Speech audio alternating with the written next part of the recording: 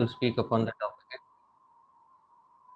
In order to speak upon this topic, first and foremost, we need to ensure auspiciousness for our entire presentation. So, the Shishta Parampara or the practice of the previous great Acharyas is to perform Mangalacharan. So, therefore, I will begin with performing Mangalacharan and then we will begin with this topic of Krishna Bhakti and Vrajavas. Most of us already know these verses of Mangalacharan, so you can kindly sing along with me. Om Ajnanatimirandhasya Jnananjanashalakaya Chakshurunmilitam Yena Tasmai Shri Gurave Namaha. Shri Chaitanya Manobhishtam Sthapitam Yena Bhutale Soyam Rupaha Kada Mahyam Dadati Swapadantikam Vandeham Shri Guru Shri Yutapadakamalam Shri Gurun Vaishnavamscha Shri Rupam Sagrajatam Sahagana Raghunathanvitam Tam Sajivam Sadvaitam Savadhutam Parijana Sahitam Krishna Chaitanya Devam Shri Radha Krishna Padan Sahagana Lalita Shri Vishakhanvitamscha Namaha Om Vishnupadaya Krishna Prasthaya Bhutale Shrimate Bhakti Vedanta Swaminiti Namine Namaste Saraswate Deve Gauravani Pracharine Nirvishesha Shunyavadi Paschatya Desha Tarine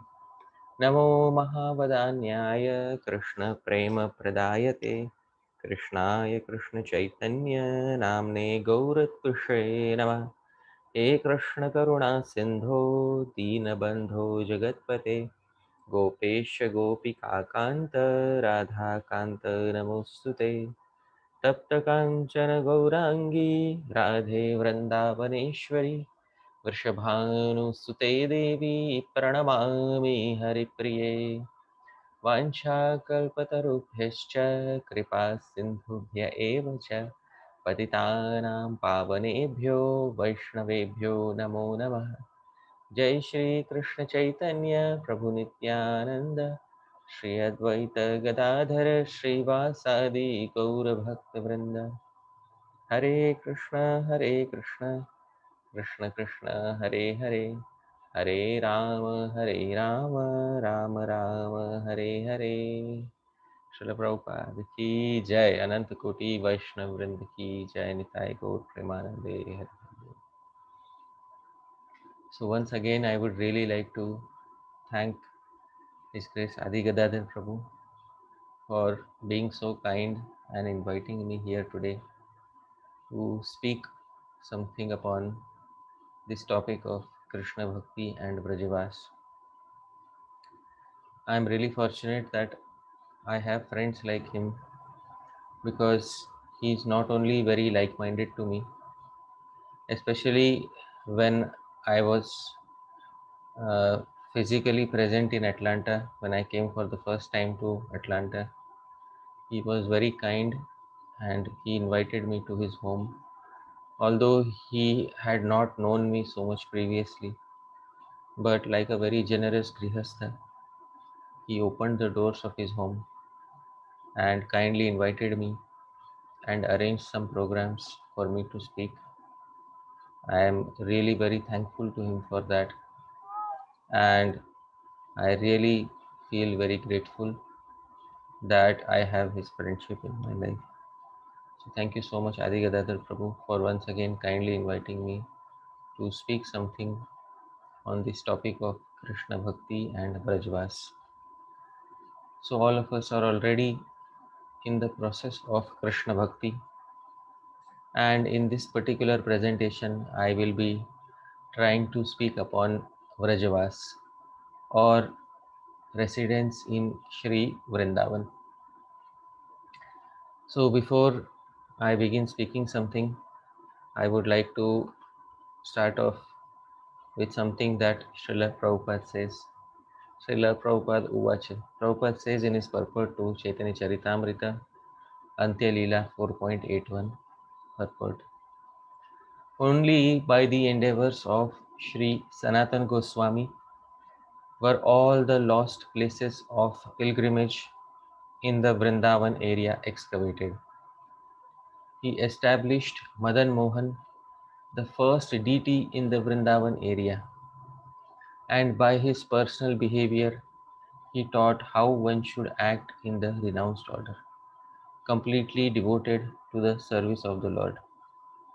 By his personal example, he taught people how to stay in Vrindavan to execute devotional service.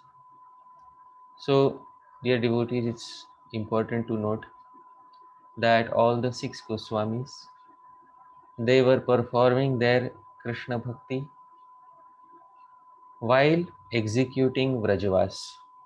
So they were staying in Vrindavan and executing their Krishna Bhakti according to the orders of Sri Chaitanya Mahaprabhu. The Goswamis of Vrindavan, as well as all the acharyas of our sampradaya, have laid great stress upon this factor of Vrajavas, and today I will try to discuss something about the same topic from the point of view of Srila Prabhupada and the previous acharyas. So I would like to start off with a verse from the Bhagavad Gita.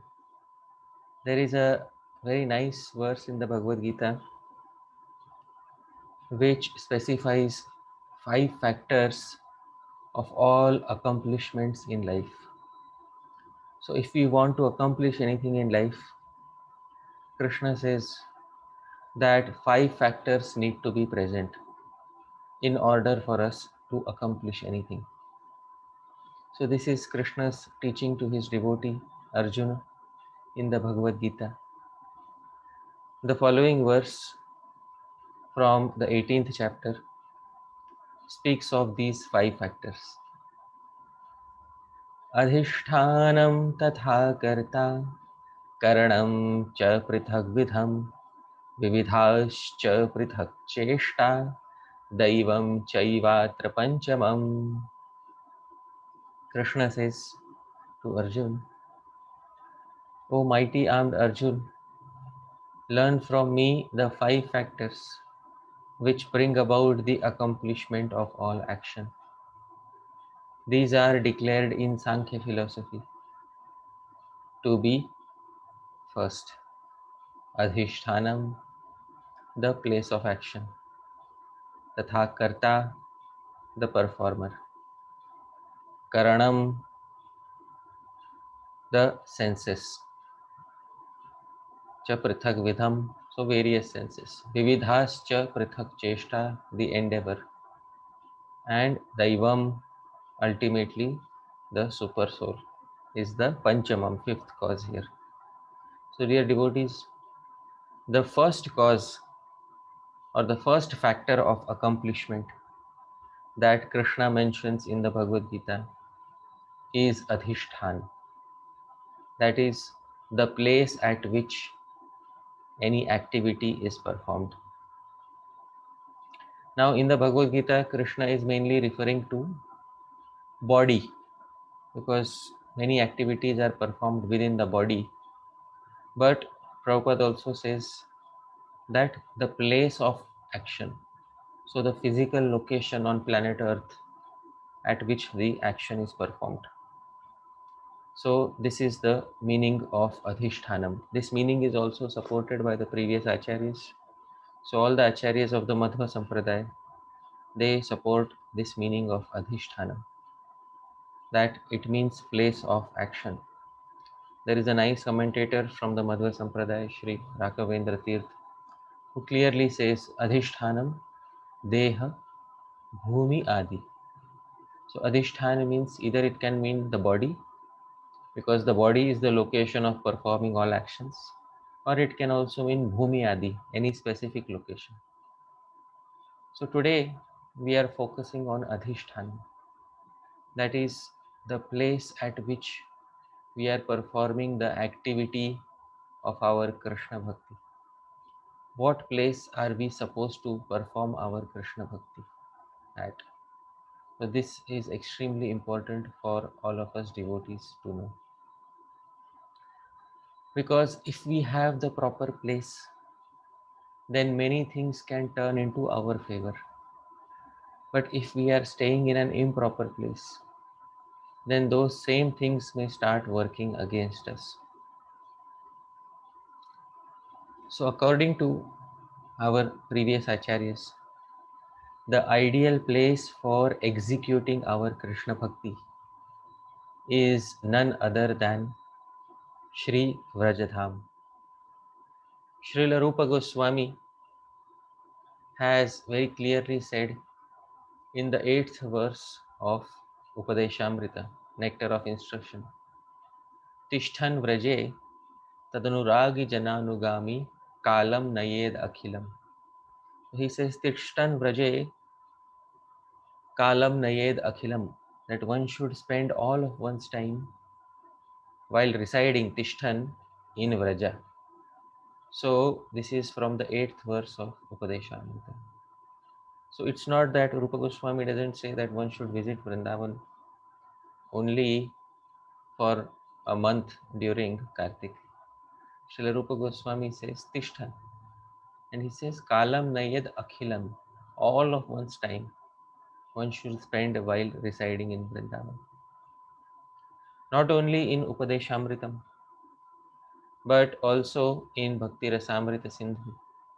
Srila Rupa Goswami again emphasizes this by saying Kuryad Vasam Vraje Sada, that one should reside always in Vraja. So this is from Bhakti Rasamrita Sindhu 1.2.294. So not only in one place but in two places in his instructions, Srila Rupa Goswami is saying that one has to reside all of the time in Sridham Vrindavan. But dear devotees, most of us, myself included, are not currently residing full time in Sridham Vrindavan. So we have to understand this instruction of Srila Rupa Goswami for all of us. Because Srila Rupa Goswami has said Kuryat. Kuryat means one must reside in Vrindavan. So it is a mandatory instruction. It's not that Srila Rupa Goswami wants to make it optional for anyone. The very term Kuryat implies that it is Vidhi Vakya, that it is an instruction which is meant to be followed by everyone. So dear devotees, we have to try and understand how we as Rupanugas can try to fulfill this instruction of Srila Rupa Goswami Prabhupada. So as I was saying, this location of executing bhakti can make all the difference for us in this life. If we are located in a proper place, then any activity can become easy for us. But if we are located in an improper place, then that same activity can become impossible for us. There is a very nice verse in a literature named Subhashit Ratna Bhandagar. This verse specifies Sthan Mahatmya, or the importance of having a proper location for executing our activities. This verse gives the example of an alligator, and this verse is as follows. Nakrah swasthanamasadya gajendramapi karshati sa eva prachutah sthanat chunapi paribhuyate. It says Nakrah, that when an alligator is swasthanam asadya, when it is in its natural habitat. What is its natural habitat? That when it is within water. Gajendram karshati, it can defeat even Gajendra, the king of elephants.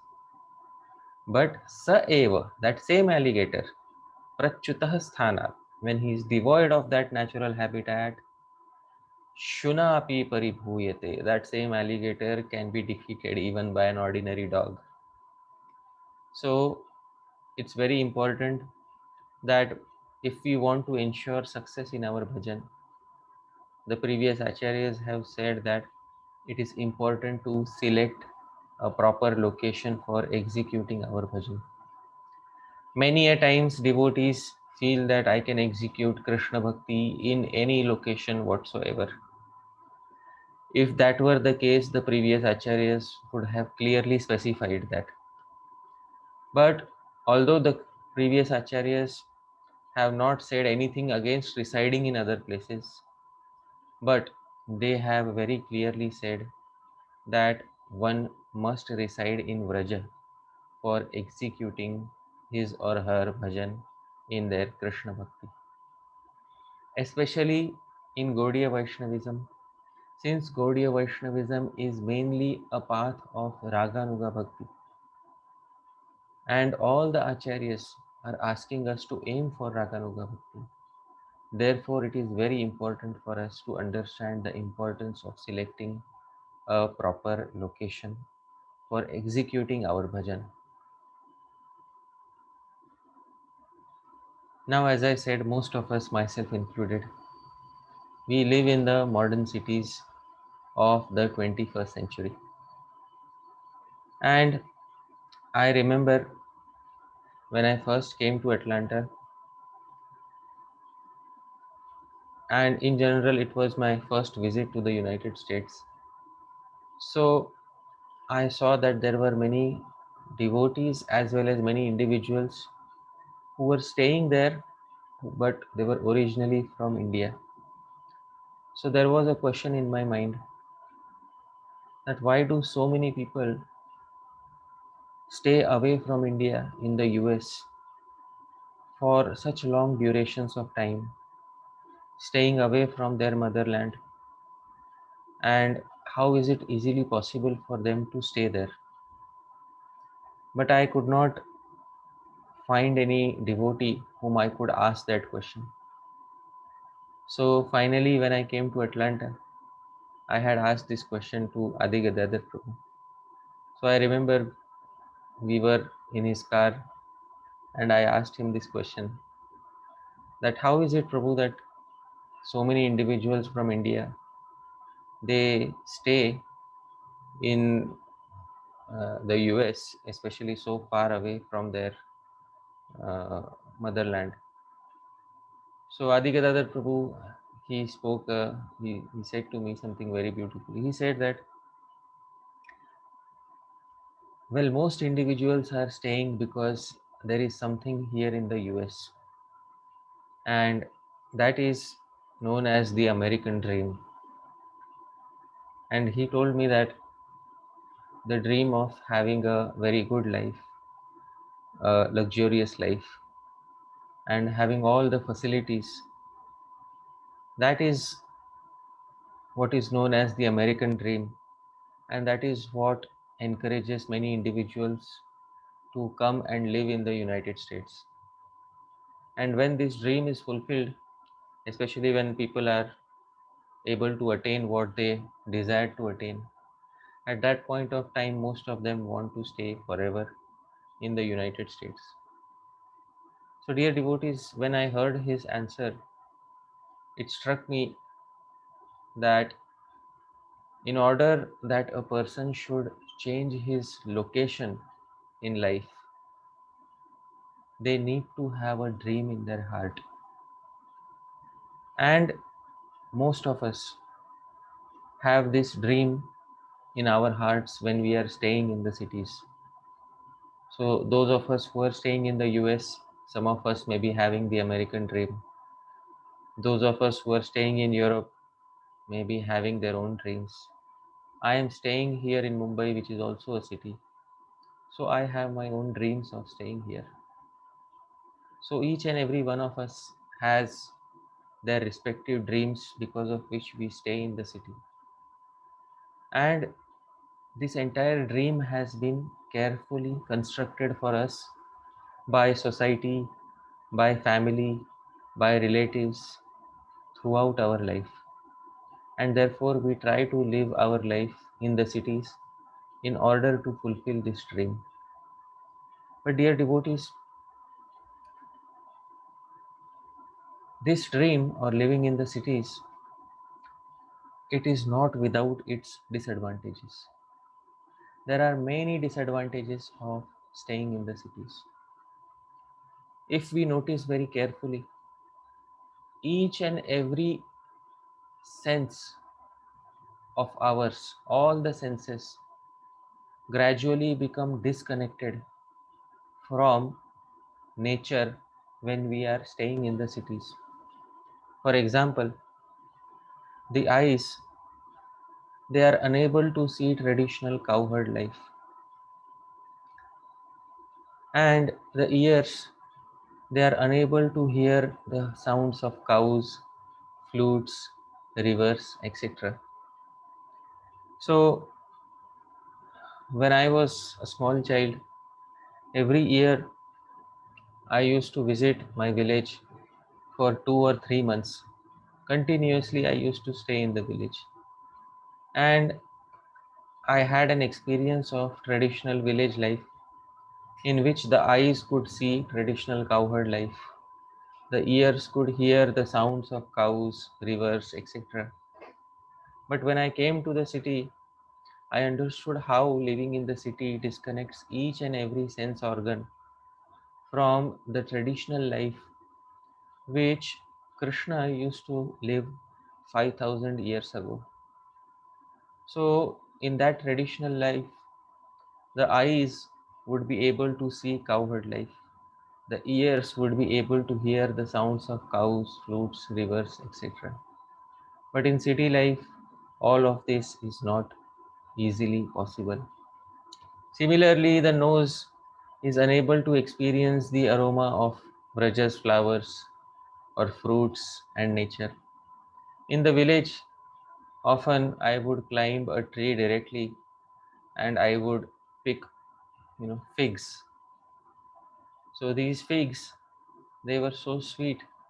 I would pick so many figs for myself and all my cousins and my sister.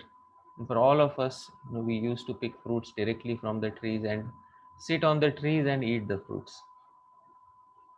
So in this way, all the senses were fully engaged in this culture, which was very close to the culture that Krishna was living 5000 years ago. Similarly, in the cities, the sense of touch or the skin is unable to touch the earth or rivers most of the time. Many individuals, especially here in Mumbai, stay in high rise apartments where they are not in direct contact with the earth, neither are they in direct contact with rivers. And finally, the tongue, it is unable to taste seasonal fruits picked directly from the trees. And often in the cities, people are living such busy lives that I have seen here in Mumbai that a person will eat cold meal alone.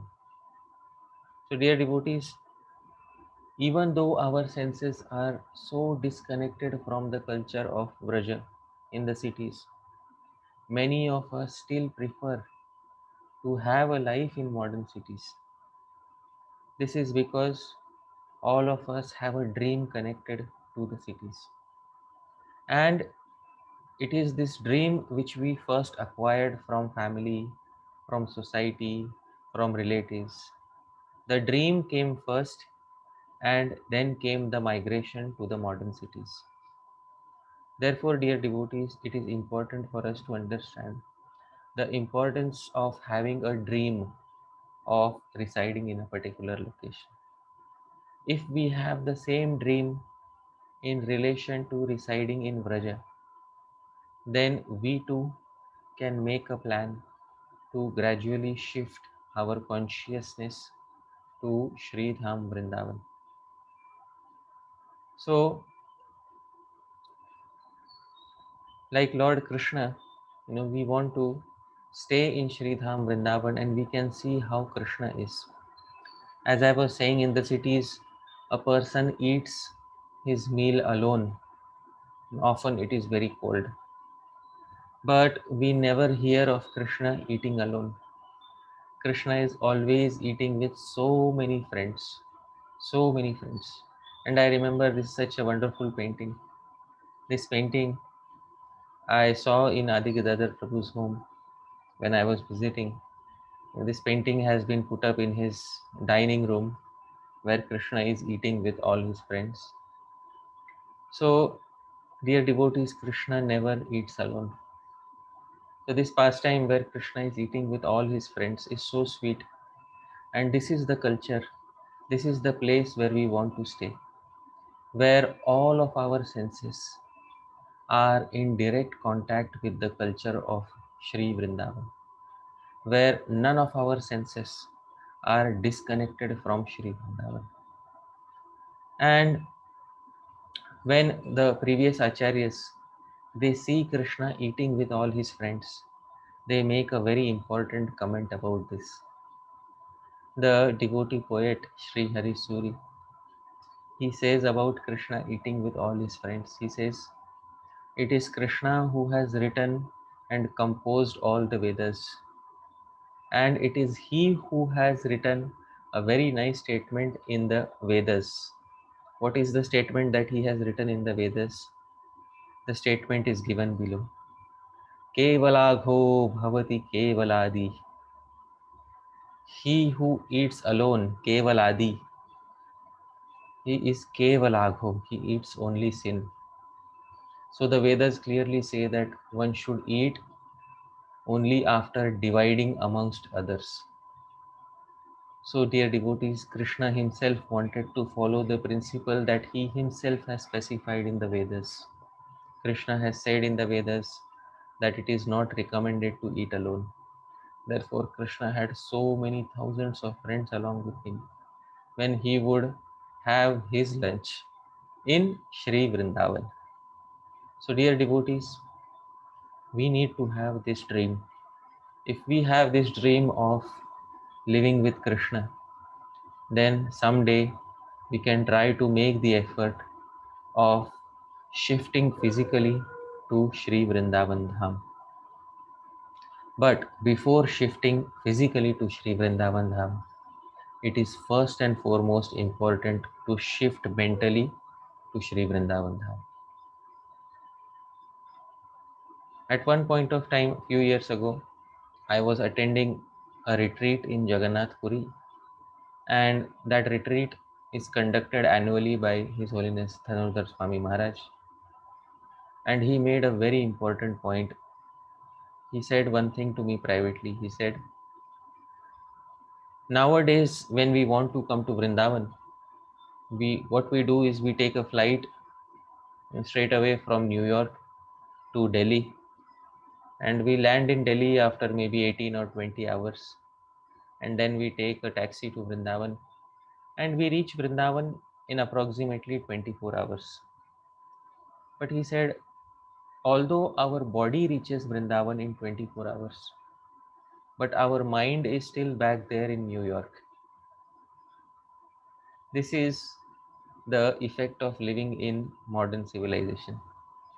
And he said, compare this to the previous times when people would walk to Vrindavan.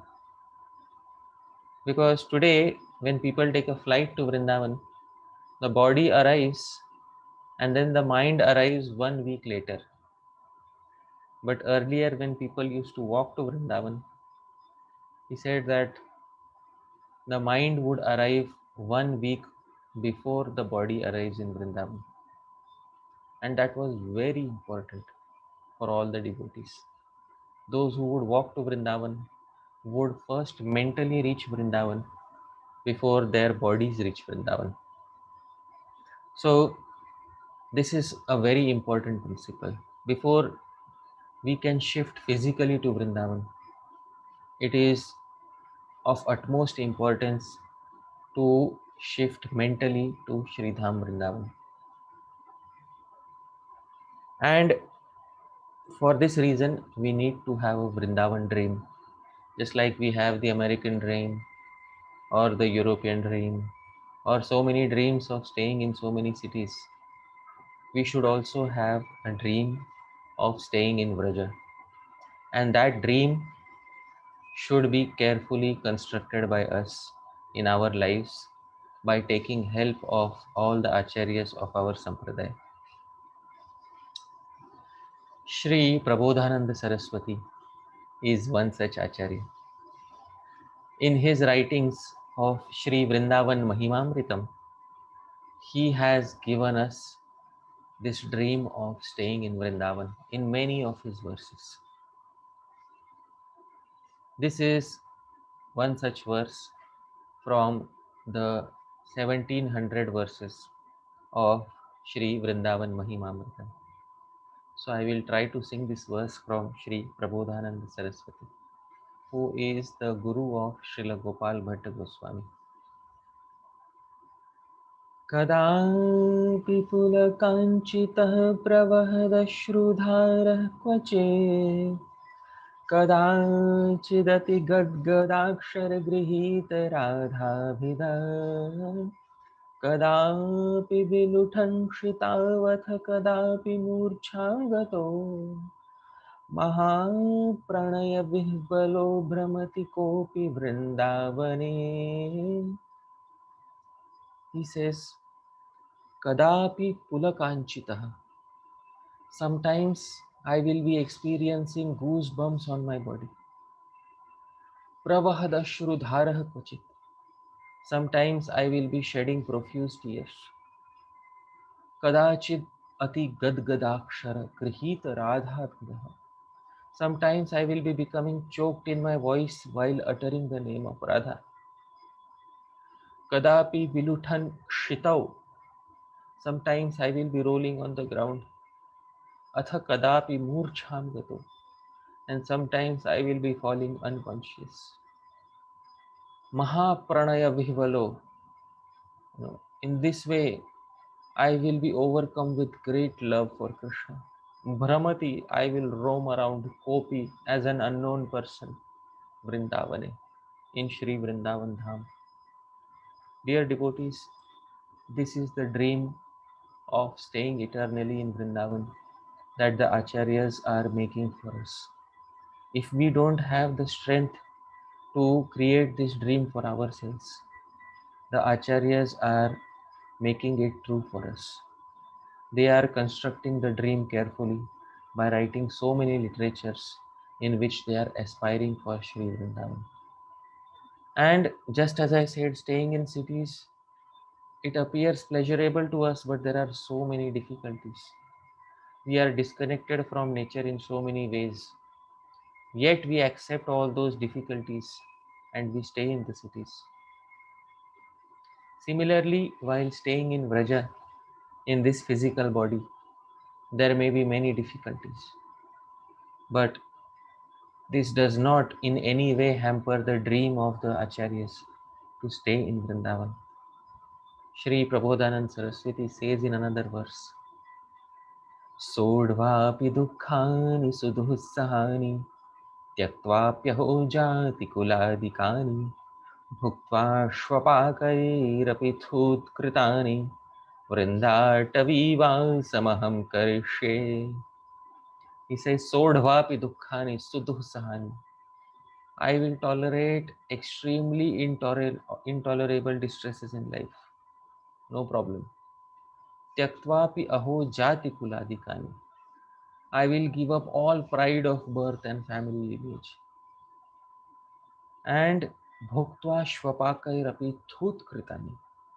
I will eat, for surviving, I will eat even those remnants that have been rejected even by the dog eaters, by the chandals. But still, Vrinda Tavi Vasamaham Karishye. Still I will reside in Shri Vrindavan Dham. So this, dear devotees, is the dream of the previous acharyas. And they realized this dream in their very lives because Shri Prabodhanand Saraswati, he moved to Shri Vrindavan Dham and he took Kshetra Sannyas in Shri Vrindavan Dham. This was the perfection of his Vrindavan dream. And therefore I said that first comes the dream within our hearts to stay in Vrindavan. And the Acharyas have written such nice verses in order to inspire us to have that same dream.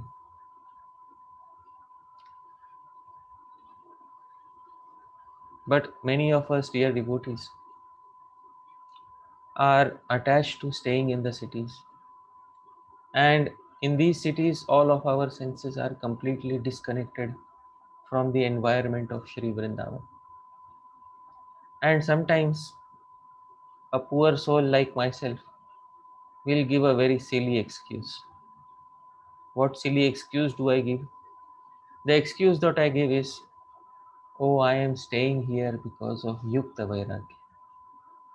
Because, I have to engage everything in the service of Krishna. Therefore, I am staying in the cities. But the reality is far from this, dear devotees.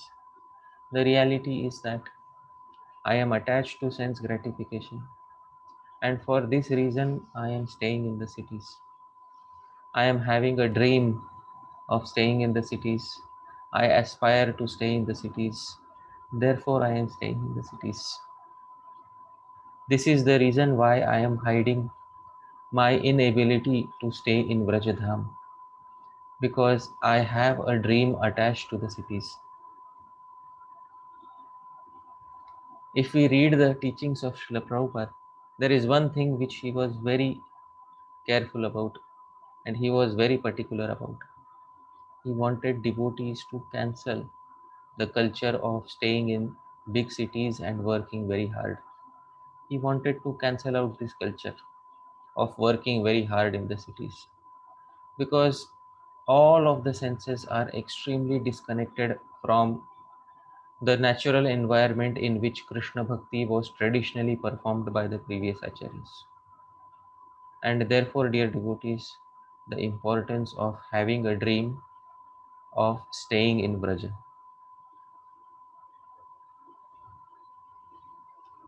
Just like Akrura had a dream. Akrura, 5000 years ago, was working for Maharaj Kamsa. And Akrura had heard so much of the glories of Vrindavan, so much of the glories of that beautiful land of Sri Vrajadham.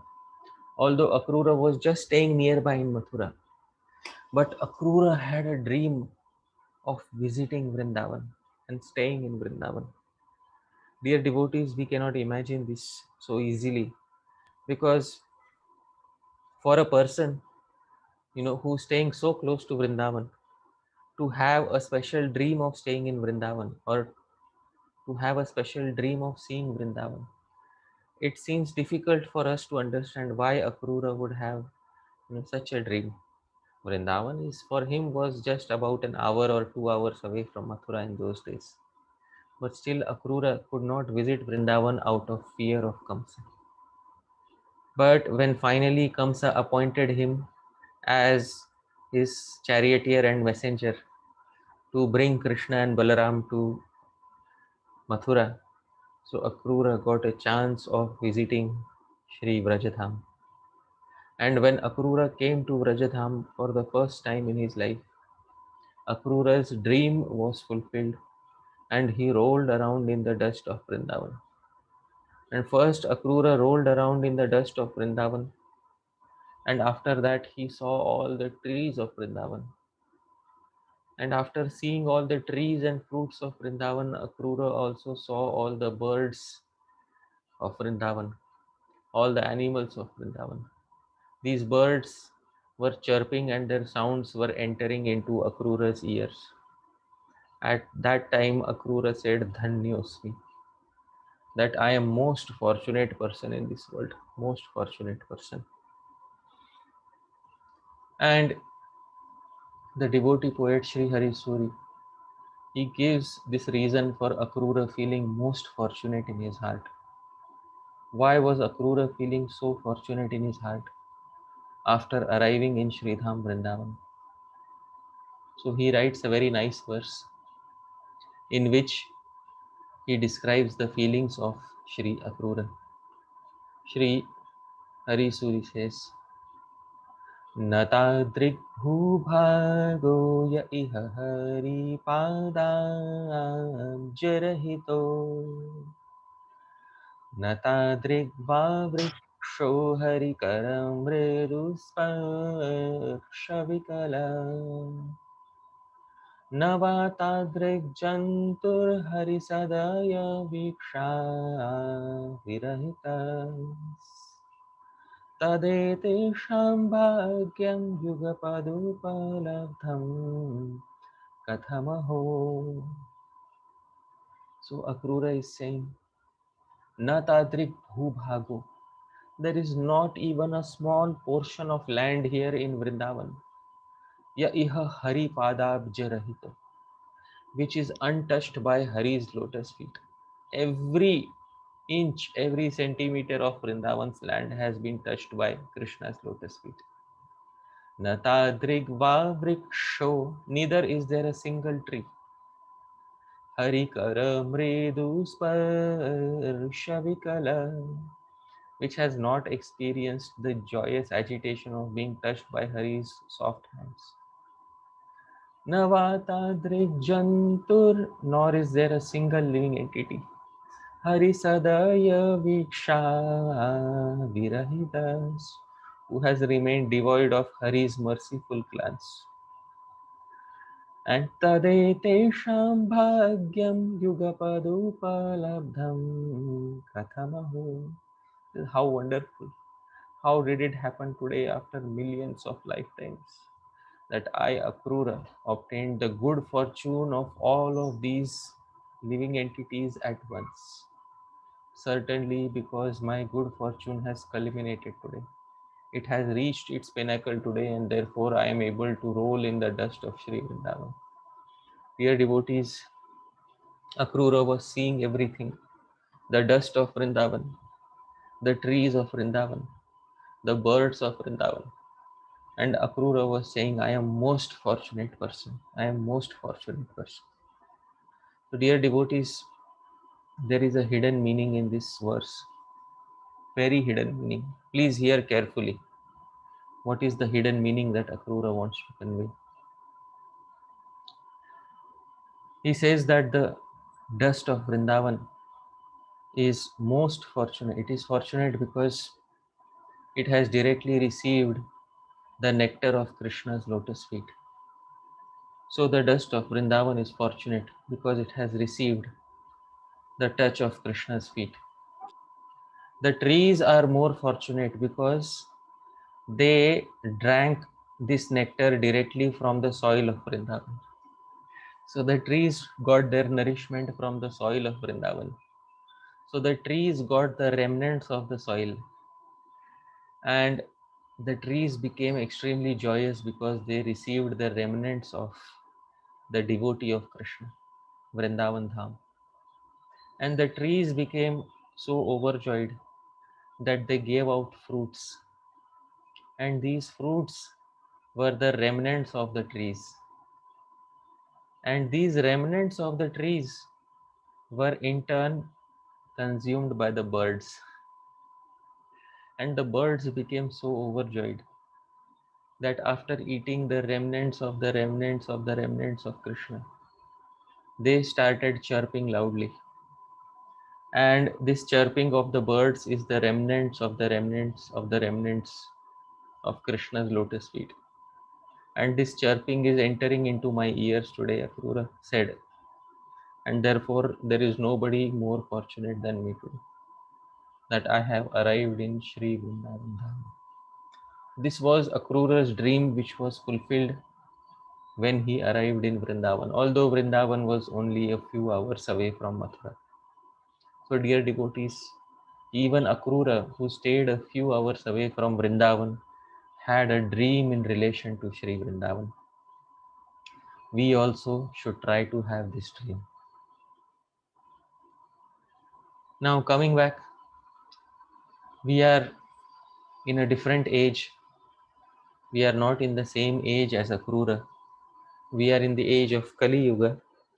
So, Srila Rupa Goswami and the previous Acharyas, they have mercifully come here to help us to migrate mentally and if possible physically to Sri Vrindavan Dham. So Srila Rupa Goswami had written this verse which I had pointed earlier, that Kuryad Vasam Vraje Sada, that one should always reside in Sri Vrindavan Dham. Srila Jiva Goswami says, commenting on that verse, Samarthya Sati Vraje Shriman Nanda Vrajavasthane Shri Vrindavanadau Sharirena Vasam Kuryat.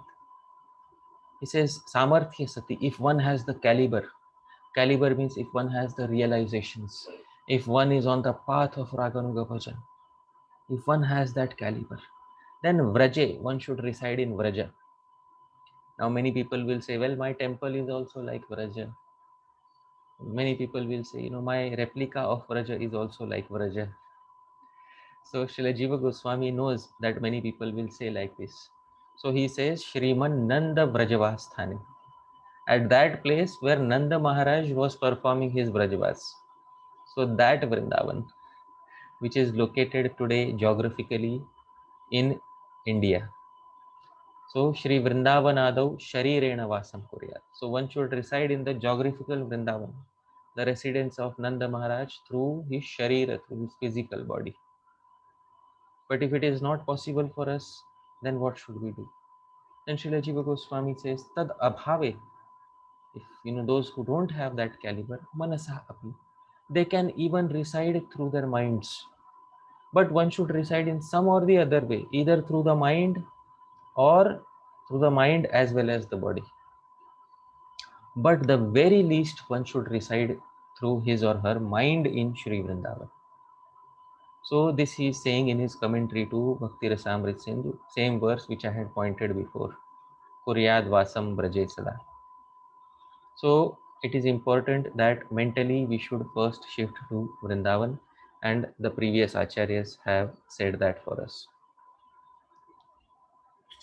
But it is difficult for those, especially for those of us who are executing purely Vaidhi Bhakti, because those who are executing only Vaidhi Bhakti, for them it is difficult to understand why the previous acharyas were stressing so much about Shri Vrindavan Dham. Those devotees who are simply whose devotional service is simply about following rules and regulations, they are known as Vaidhi Bhaktas. They are following Bhakti because Guru has said, Acharyas have said, Shastra has said, I don't want to disobey Sadhu Guru Shastra because I don't want to, degrade myself in my next life. Therefore, out of fear of getting spiritually degraded in their next lives, many individuals execute bhakti, and these are known as Vaidhi Bhaktas, those who are following bhakti only because it is mentioned in Shastra. These are known as Vaidhi Bhaktas.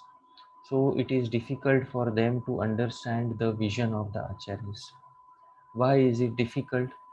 Because the Acharyas have clearly said that a devotee should rise up to the platform of Raganuga Bhakti. A Gaudiya Vaishnava should rise up to the platform of Raganuga Bhakti in order to understand the value of staying in Vraja.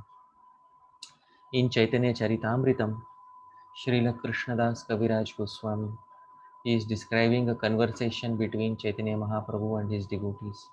And a verse in that is as follows. Vidhi marge na paiye vraje Krishna Chandra. Very clearly it is said in Chaitanya Charitamrita.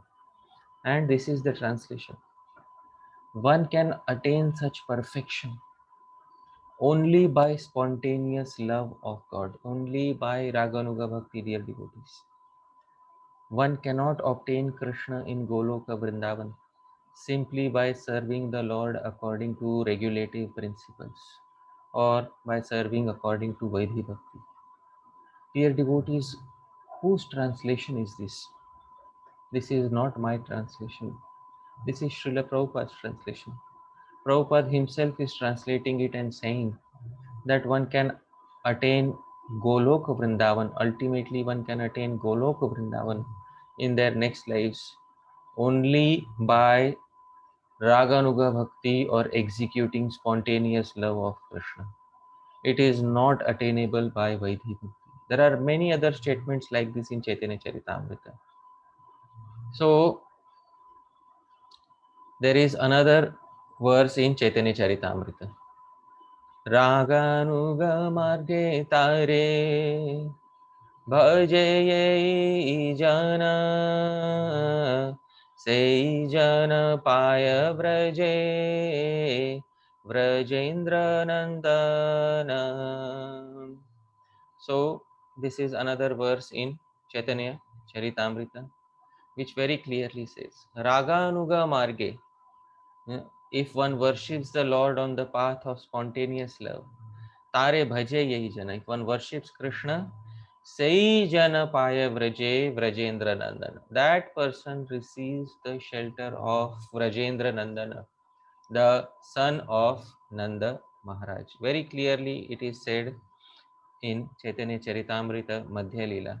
So in Madhya Leela, 8th chapter, there are these verses which very clearly say that it is difficult for those who are on the platform of Vidhi Bhakti to understand the importance of Raganuga Bhajan in Sri Dham Vrindavan.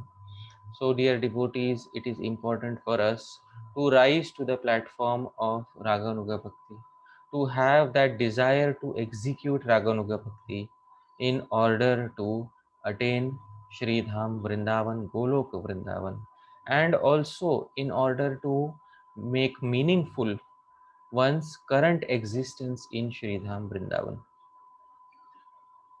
Dear devotees, there are also other difficulties for Vaidhi Bhaktas. What are other difficulties for Vaidhi Bhaktas? Many times a person who is following Vaidhi Bhakti is still struggling with their sense gratification or controlling the senses. And for this reason, Acharyas have said that one should not stay in Vrindavan for long duration. Many times Srila Prabhupada had said that those who are not qualified means those who are still struggling with their senses, should not stay for prolonged duration of time in Shri Vrindavan Dham. Here is a statement directly from Krishna book, chapter 90. Prabhupada is saying, one who prematurely goes to Vrindavan to live in pursuance of the instructions of Shukadev Goswami again falls victim to Maya even while residing in Vrindavan. So very clearly Prabhupada says this thing, that for Vaidhi Bhaktas, it is very much possible that one may prematurely end up going to Vrindavan and staying full time in Vrindavan. Even though one has not resided mentally in Vrindavan, one has not created that Vrindavan dream, and one has not prepared oneself on the path of Raganuga Bhajan, if a Vaidhi Bhakta goes prematurely to Vrindavan and tries to pursue the instructions of the previous Acharyas, but because they don't have any taste for Raganuga Bhajan, they don't know what is the path of Raganuga Bhajan, and they are also struggling with sense gratification. Therefore, such a person may fall victim to Maya even while residing in Sri Vrindavan Dham. Therefore, dear devotees, as long as we stay on the path of Vaidhi Bhakti, this difficulty will continue for us, because the ideal candidate to stay in Vrindavan, as I specified in the previous slide, Srila Krishnadas Kaviraj Goswami was saying, Raga Nuga Marge, that a person who is on the path of Raga Nuga Bhajan. So, this is another difficulty, dear devotees, for Vaidhi Bhaktas. And Srila Rupa Goswami has very clearly said that the eligibility for moving to Vraja, first mentally and then physically, is to be situated on the path of Raganuga Bhajan. So Srila Rupa Goswami very clearly says in Bhakti Rasamrita Sindhu, Ragatmikaika nishthaye Vrajavasi janadayah Tesham bhavaptaye lubdho bhaved atra adhikaravan. He says, Ragatmikaika nishthaye vrajavasi janadaya. The eternal associate Vrajavasis of Krishna, for example, Nanda Maharaj, Yashoda Maya, they are known as Ragatmika Bhaktas. They are one pointedly devoted to Krishna. So they are known as Ragatmika, Ekanishtha Bhaktas. And Tesham Bhava Aptaye Lubdho, and a person who is eager to attain, very eager to attain the mood of one of these eternal Vrajavasis. That person is known as Raga Anuga Bhakta. Raga Anuga Bhakta. Sabhaved atra adhikaravan. That person is the candidate eligible for staying in Vraja. So Rupa Goswami has said very clearly that a Raganuga Bhakta is a candidate who is eligible for staying permanently in Vraja. Others can come and go. Like Prabhupada said, don't stay for too long. Others can come and go. But we don't want to be forever in that situation where we are residing temporarily in Vrindavan. We want to enter into a situation where we can reside permanently in Vrindavan. Therefore, the eligibility is being specified according to Shastra. The eligibility is to be a Raganuga Bhakta, or a spontaneous devotee who is aspiring for the mood of a Ragatmika Bhakta, or the mood of an eternal associate of Lord Krishna, such as Nanda Maharaj, Yashoda Maya, or any of the friends of Krishna, or any of the Manjaris or Gopis. So this is the eligibility for moving permanently to Vrindavan. Somebody may say, well, what about the material desires? Do Raganuga Bhaktas don't have material desires? So Srila Rupa Goswami says that as soon as one has progressed even a little bit on genuine path of Raganuga Bhakti, and one has even a tiny bit of ruchi or genuine interest on this path, all of the material desires will be immediately dissolved. So Srila Rupa Goswami says, Vishayeshu garishtopi ragaha prayo viliyate. That for anyone who develops ruchi or tiny attraction, to this path of Raganuga Bhajan, even the greatest attachment to material desires is almost destroyed. Rupa Goswami says almost destroyed because complete destruction is at the time of prema.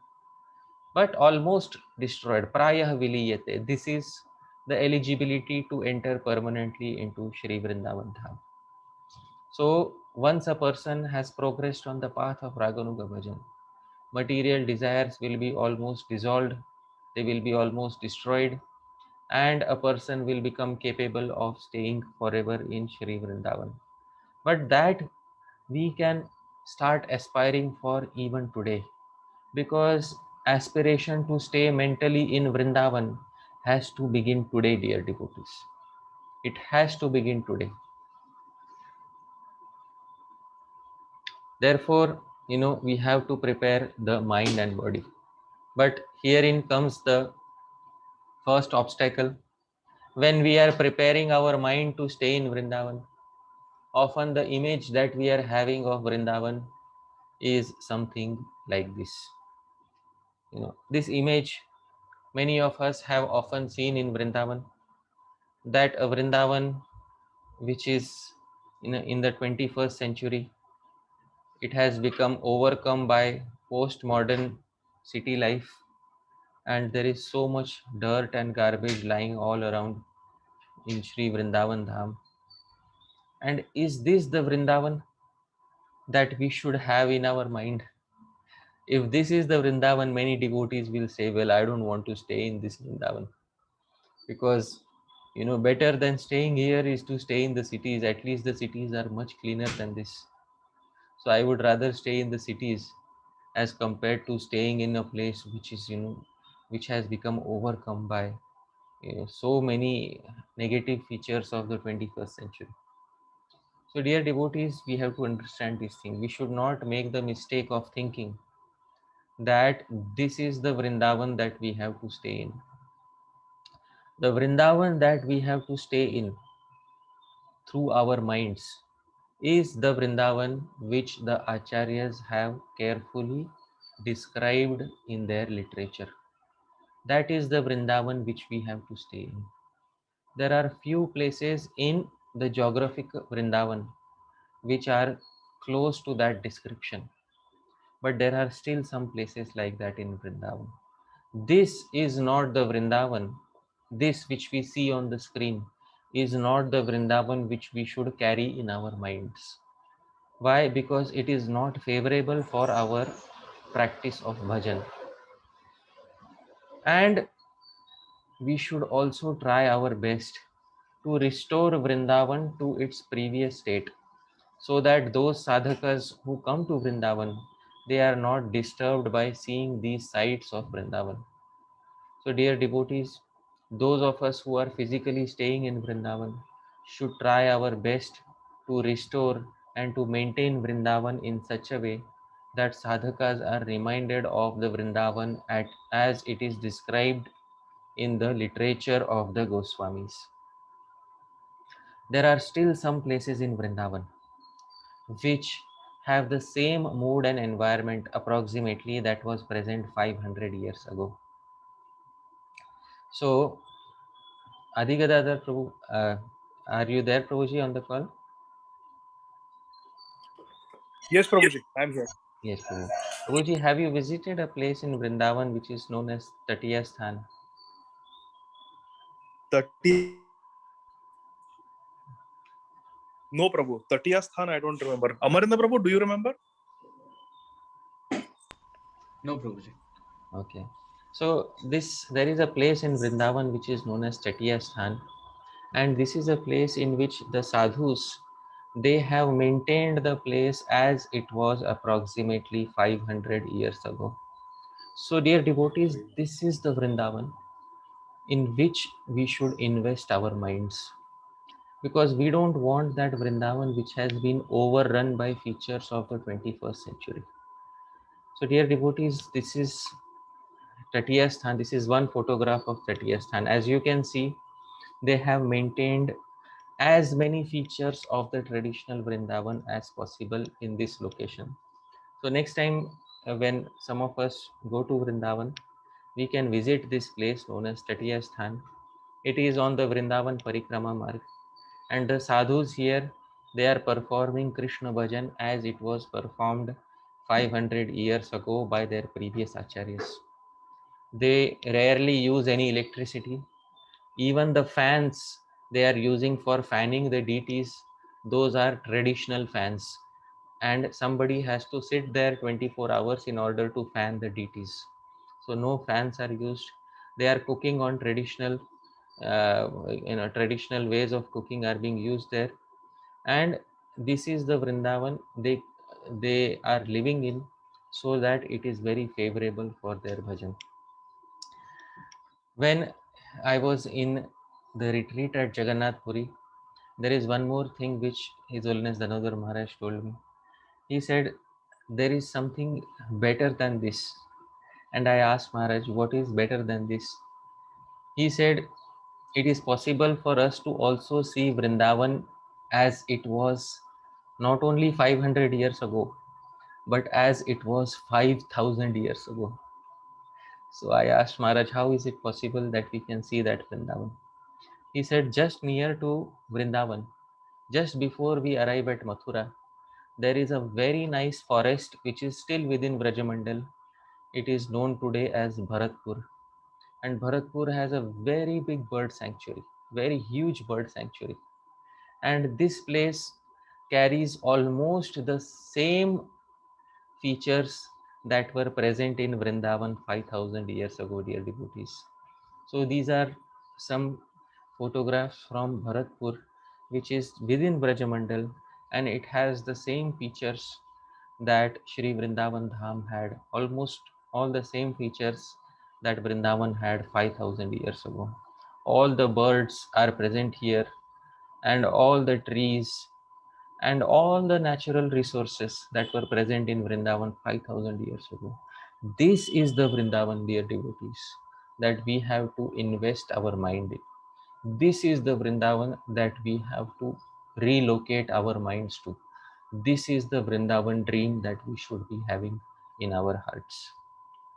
So all these birds, all these trees, all the Vrindavan that has been described by the previous acharyas, those words of the previous acharyas should create the dream of Vrindavan within our hearts, should create that reality of Vrindavan within our hearts. And once that reality of Vrindavan is manifested in our hearts, and we stay and we are able to comfortably stay in that Vrindavan within our hearts 24 hours a day, then it is very easily possible to relocate geographically to Vrindavan and perform our bhajan in Sridham Vrindavan. So many times, many individuals confuse that, I have to stay in Vrindavan, which has all the features of the 21st century, and that is the Vrindavan which I should be having in my mind. But that is not the Vrindavan which one should be having in one's mind.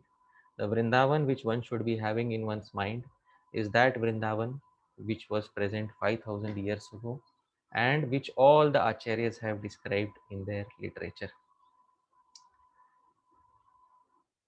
And this Vrindavan we should try to keep away from our minds because it is not favorable for our bhajan. This is not the Vrindavan described by the previous acharyas.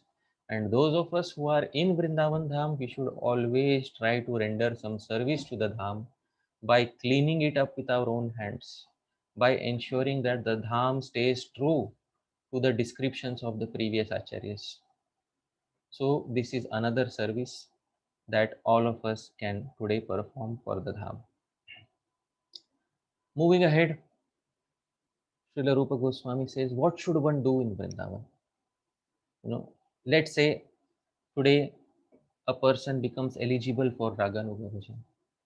And let's say a person becomes eligible for staying in Vrajadham mentally as well as through the physical body. What should a person do? Should a person just stay there? Or is that person supposed to perform some activities there? So Srila Rupa Goswami says, Krishnam smaranjanam chasya preshtham nijasamīhitam tat katharataschasau kuryad vasam vraje sada. Krishnam smaran. One should always remember Krishna. While remembering Krishna, smaran means present tense. While remembering Krishna constantly, and not Krishna alone, Janam cha asya, and all his eternal associates. But there are so many millions of eternal associates. So Rupa Goswami says, Preshtham nija samihitam. Those who are dear to oneself and very close to one's mood. One should remember those eternal associates, like Sri Rupa Manjari or the Sakhas like Madhu Mangal, etc. So tat katharatascha asau. And a person should immerse oneself fully in their katha. And in this way, Kuryad Vasam Vraje Sada. One should reside always in Vrindavan. Because one should not remain idle in Vrindavan. Rupa Goswami has said 24-hour activities are there. The previous acharyas have given 24-hour activities for devotees to perform in Sri Dham Vrindavan. Srila Krishnadas Kaviraj Goswami, Srila Vishwanath Chakravarti Thakur have told the devotees what to do 24 hours a day while staying in Vrindavan. But this is only for a Raganuga devotee. All the perks, all the benefits, 100% achievements of Gaudiya Vaishnavism are for the Raganuga Bhakta. And dear devotees, once again, with folded hands, I am requesting all of you to please take this very seriously, to aspire for Raganuga Bhajan. Because if throughout our lives, if we stay simply within Vaidhi Bhakti, we will never be able to attain Golok Vrindavan. Srila Krishnadas Kaviraj Goswami has said so, Srila Rupa Goswami has said so, all the previous acharyas have said so. It is mandatory to be a devotee on the path of Raganuga Bhajan in order to attain Sri Dham Vrindavan. So this is what one should do. These are the activities which one should carry out in Sri Vrindavan. But dear devotees, Srila Rupa Goswami also makes a very important point that one cannot reside in Vrindavan only with one's current identity. This is a very esoteric topic, but I am still mentioning it here because all the acharyas, including Srila Prabhupada, also mentioned it. Therefore, I am gathering some strength to speak about this topic, but I am speaking it here today. Dear devotees, those of you who are like-minded to me, please hear carefully that one cannot enter Vrindavan using the material body that one has. One has to have a proper identity in Vraja. One has to aspire for a eternal perfected body in order to stay eternally in Vraja.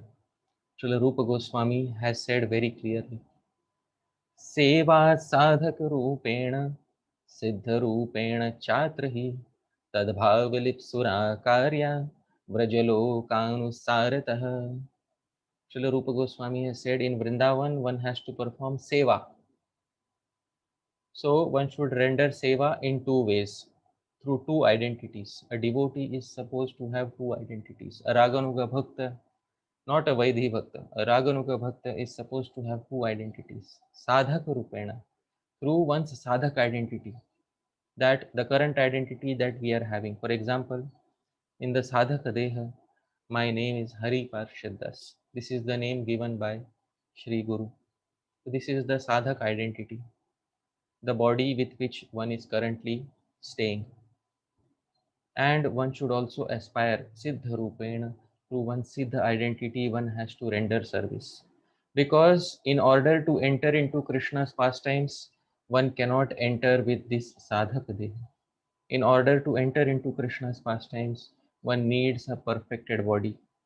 Tad bhava lipsuna karya, only a person who is greedy for the mood of Vraja, Vrajalokanusarata, one should render such seva. Such a person should render this seva by following in the footsteps of all the previous Vrajavasis.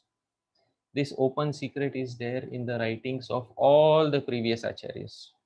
All the previous acharyas have said that one should aspire for one's siddha identity in order to reside in Sri Dham Vrindavan. Many times, as soon as a person utters the name Siddha Deha, some devotees start thinking that this is Sahajiya or this is not bona fide. Unfortunately, these misconceptions are present amongst many individuals. The attainment of Siddha Deha is something which all of us every day are praying for every morning, which we are doing this in our daily morning routine, dear devotees.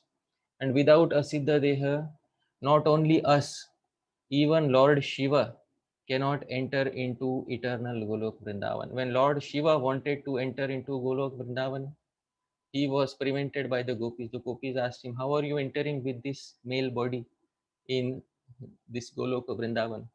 So Lord Shiva said, well, I want to see the pastimes of Krishna and all the gopis. You cannot enter into the Rasa arena in this body.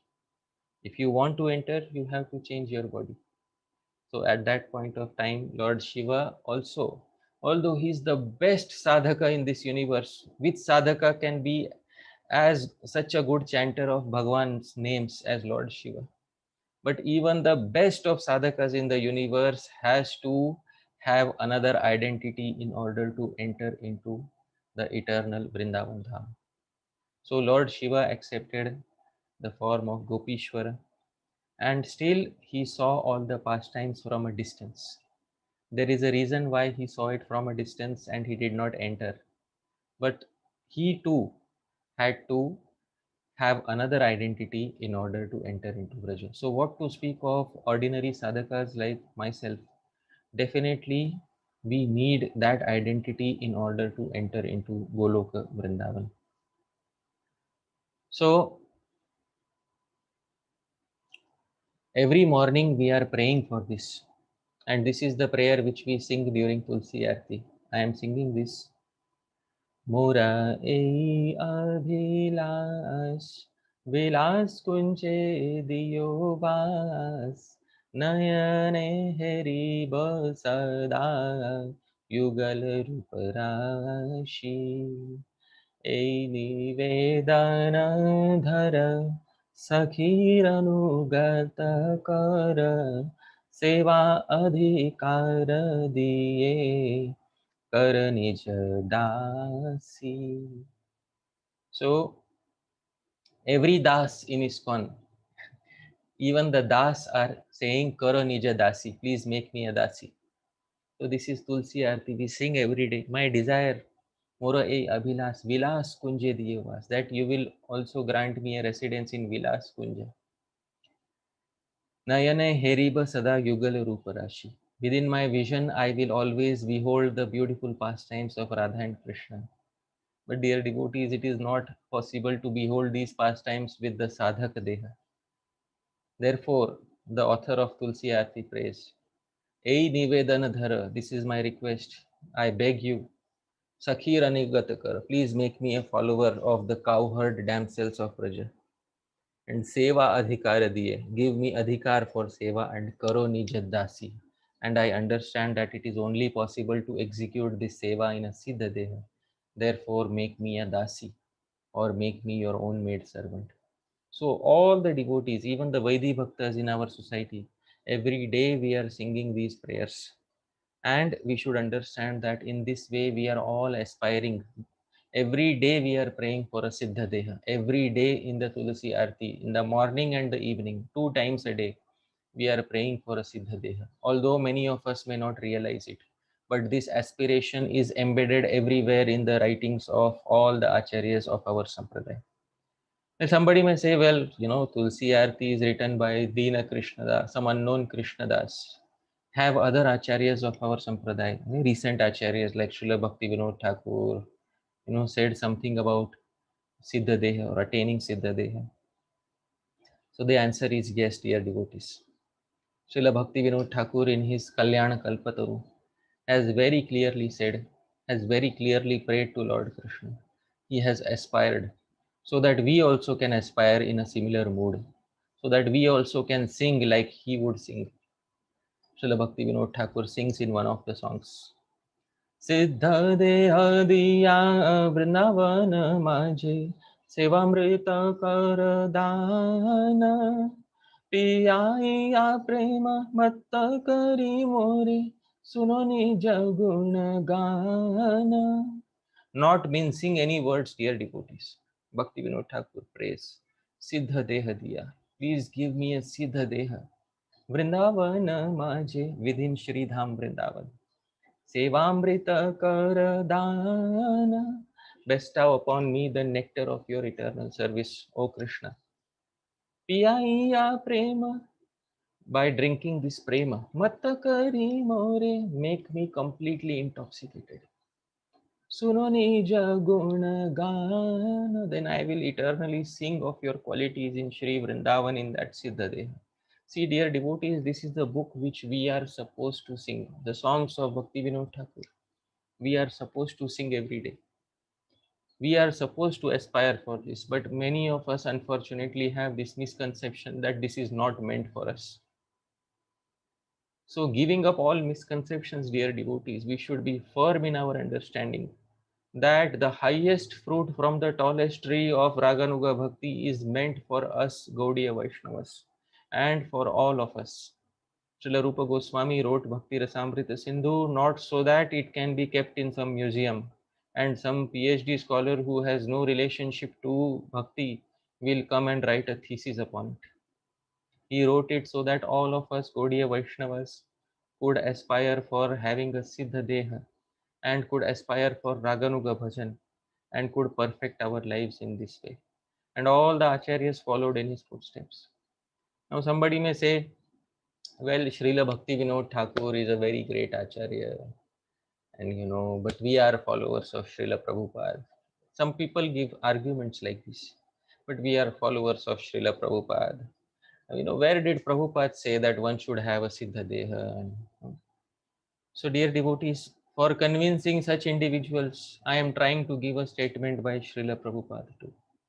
Srila Prabhupada, in his translation of verse 10 of Nectar of Instruction, the last line, Prishtha tadvadiyam tadiya sarasi tam na shrayet kahakriti. Prabhupada's own words, his translation is as follows. who then will not reside at Radha Kund? And Prabhupada translates. Although this is not there in the original Sanskrit, but Prabhupada adds it there. And in a spiritual body, surcharged with ecstatic devotional feelings, aprakrita bhav, render service to the divine couple Shri Shri Radha Govinda, who perform their Ashtakaliya Leela, their eternal eightfold daily pastimes. Indeed, those who execute devotional service on the banks of Radha Kund are the most fortunate people in this universe. My god brother is here, Amarendra Prabhu. Amarendra Prabhu, you can see the Sanskrit. Prabhuji, whatever I have highlighted in the blue, is it directly present in the Sanskrit or Srila Prabhupada's realization it is? Prabhupada's realization, Prabhuji. It is directly Prabhupada's realization. Prabhupada himself is saying in a spiritual body surcharged with ecstatic devotional feelings, aprakrita bhav. So the spiritual body is nothing but Siddha Deha that Prabhupada is referring to. In the Nectar of Instruction, verse 10, Prabhupada is clearly saying this for all of us. And I am saying this today here because my Shiksha Guru, Sri Srimad Gaur Govind Maharaj, he used to say that many people say that in our society ISKCON, we teach only Vaidhi Bhakti.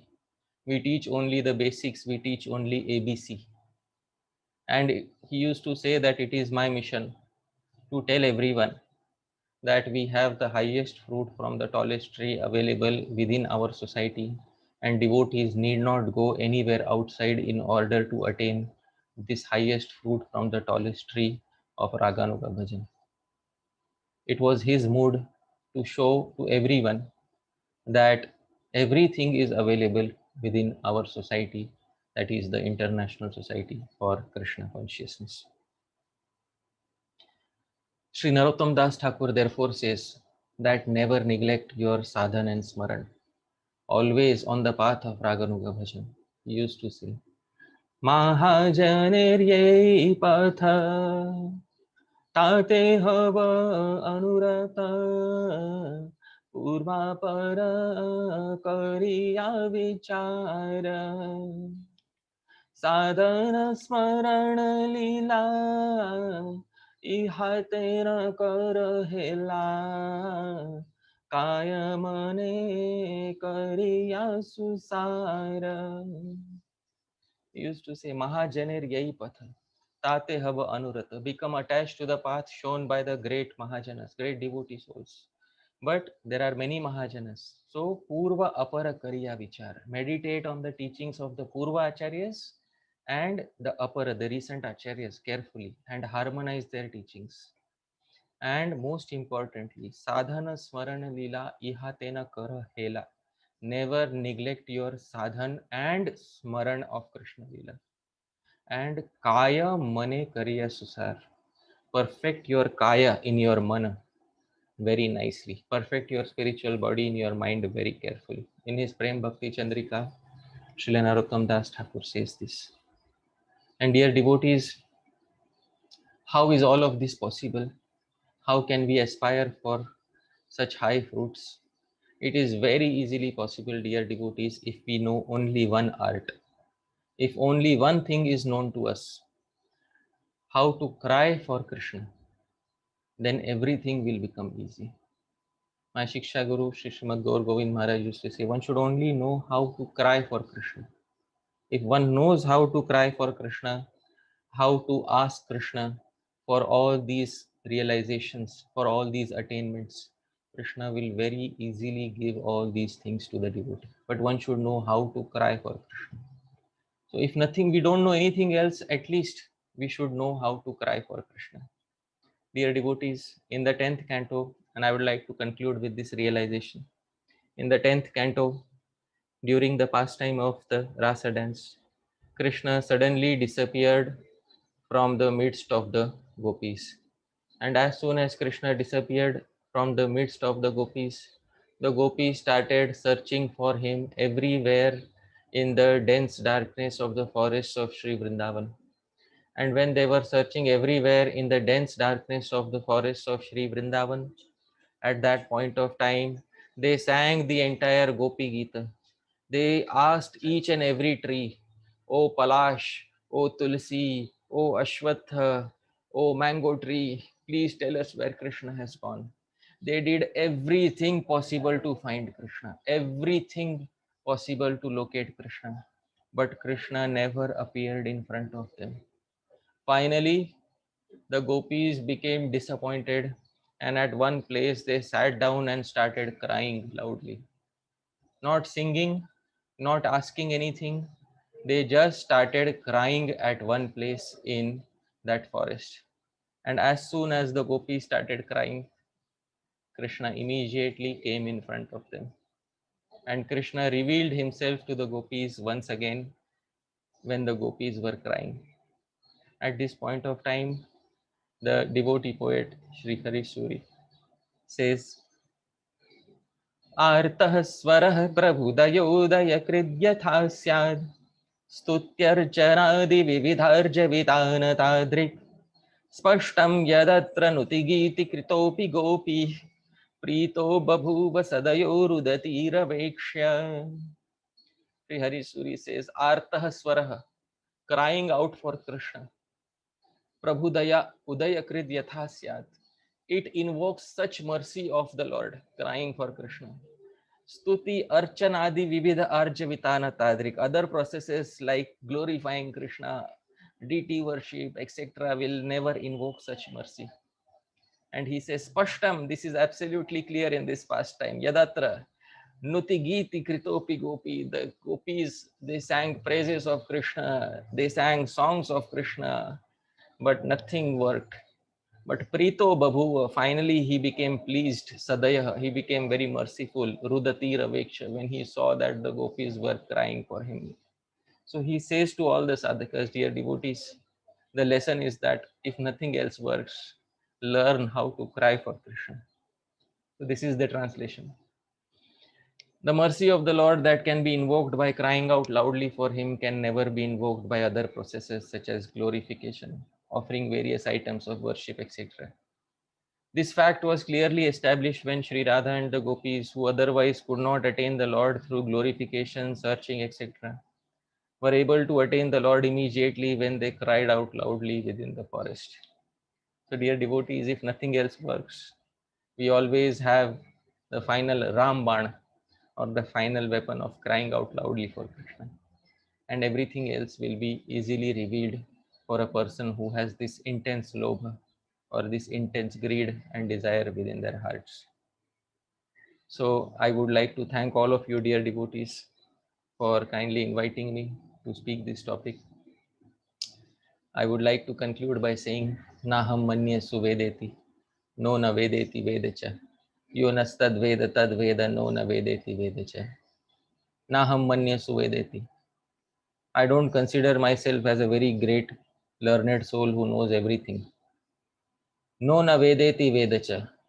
Nor am I artificially humble by saying that I know nothing. So I don't say that I don't know everything about Krishna. Neither do I say that I know nothing. So I know some things, but there are many things which I don't know. Yo nastad veda tad veda. One who knows this fact that Krishna cannot be fully known, that person actually truly understands Krishna. No na vedeti vedacha. And यदत्र स्खलितं किंचित विद्वांसः पूरयन्तु तत् यदत्र सौष्ठवं किंचित तद्गुरोरेव मे नहि यदत्र स्खलितं किंचित. If there were any mistakes in what I said, because human being, four defects, it's easily possible to speak something incorrect. Vidvamsah, all of you are learned souls. Purayantu tat, you please fulfill, you please fill the gaps. But yadatra saushthavam kinchit, if there was anything nice that you found, a single verse, a single statement, a single word, or a single syllable, then please understand that Tad Guru Reva. It belongs to my Guru Janas, my Diksha Guru, Shri Srimad Radha Govindas Goswami Maharaj, my Shiksha Guru, Shri Srimad Gaur Govind Maharaj, and all the Vaishnavas within our society. It belongs to all of you, dear devotees. May nahi. It doesn't belong to me. Thank you very much, dear devotees. Thank you very much, Adi Gadadhar Prabhu, and all the wonderful devotees at ISKCON Atlanta. Jagat Guru Srila Prabhupada. Jai. Hare Krishna. Jai. Hare Krishna, my dear Hari Parshad Prabhu. Thank you so much, Prabhu. This was one of the most amazing, comprehensive, heart-touching, inspiring, hope-giving lectures I have ever heard in my life. It was fantastic, Prabhu. Every word was so authentic and gave so much joy to the heart, just what we needed to hear. I have often thought about this topic of Vrajavas and Raganuga Bhakti, and your presentation was so authentic and simply amazing, Prabhu. I don't have words. This class of yours can be made into a small book because it has got so many wonderful verses, so many wonderful quotations from our acharyas, and you strung them very nicely in a beautiful mala. Everything was correlating with the next topic, and really, just like I remember in 1992, Sri Srimad Gaur Govind Maharaj came to Atlanta. He gave some lectures, and Sri Madhavananda Prabhu has incorporated those lectures in the book Mathura Meets Vrindavan. So now in that same Atlanta, New Panati Dham, you have, following in the footsteps of your Shiksha Guru, Sri Srimad Gaur Govind Maharaj, you have given such a wonderful presentation. I'm sure Srila Gaur Govind Maharaj will be so happy and so proud of you. So it's very, not very grateful. it's not the same Atlanta if I can't embrace you, Prabhu. It will never be the same Atlanta.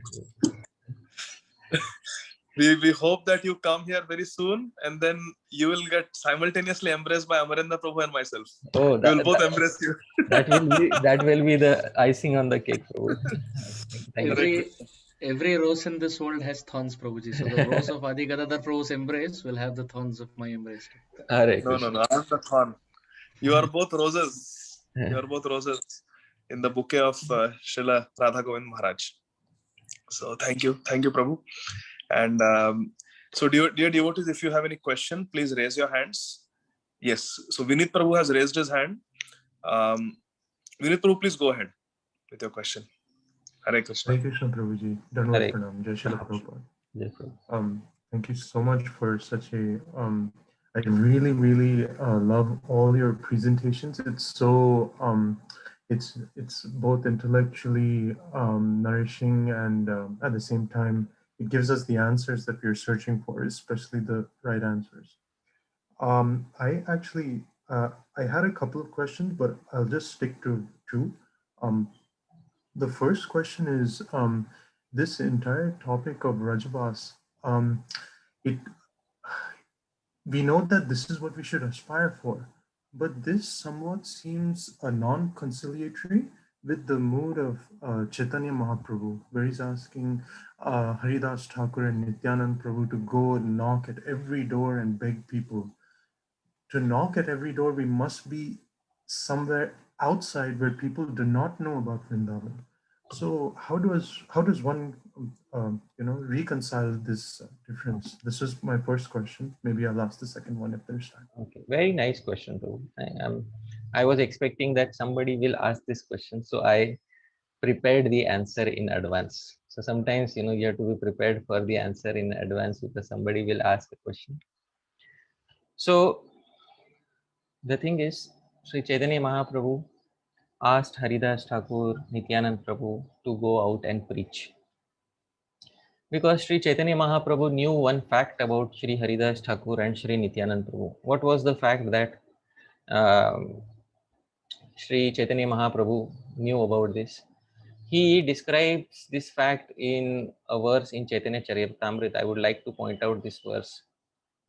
This verse is directed towards Haridas Thakur, and I will share my screen with you so that we all can relish this verse spoken by Chaitanya Mahaprabhu. Chaitanya Mahaprabhu says, आपने आचार्य केह ना करे प्रचार, प्रचार करे न केह ना करेन आचार. Some people, they do only acharan, or they execute only this raganuga bhakti and their sadhan bhajan, but na kare prachar. They don't execute any prachar, they don't preach. And prachara karene ke, those who are preaching, Chaitanya Mahaprabhu says often na karen achar. They are not able to execute their raganuga bhajan. And this is what Prabhupada says. Some behave very well but don't preach the cult of Krishna consciousness, whereas others preach but do not behave properly. And then Chaitanya Mahaprabhu says, Achar prachar namer karah dui karya, tumi sarva guru, tumi jagatera arya. But Haridas Thakur, you simultaneously perform both duties in relation to holy name by your personal behavior, means your bhajan, and your prachar. You are able to do both of them. Therefore, you are the spiritual master of the entire world, for you are the most advanced devotee in the world. So, a devotee who is advanced will carefully understand how to balance the prachar and the bhajan. And it is important to take guidance from one's gurujanas at each and every step in this entire process. Because whatever I have described in today's talk, everything should be done under Guru Margadarshan.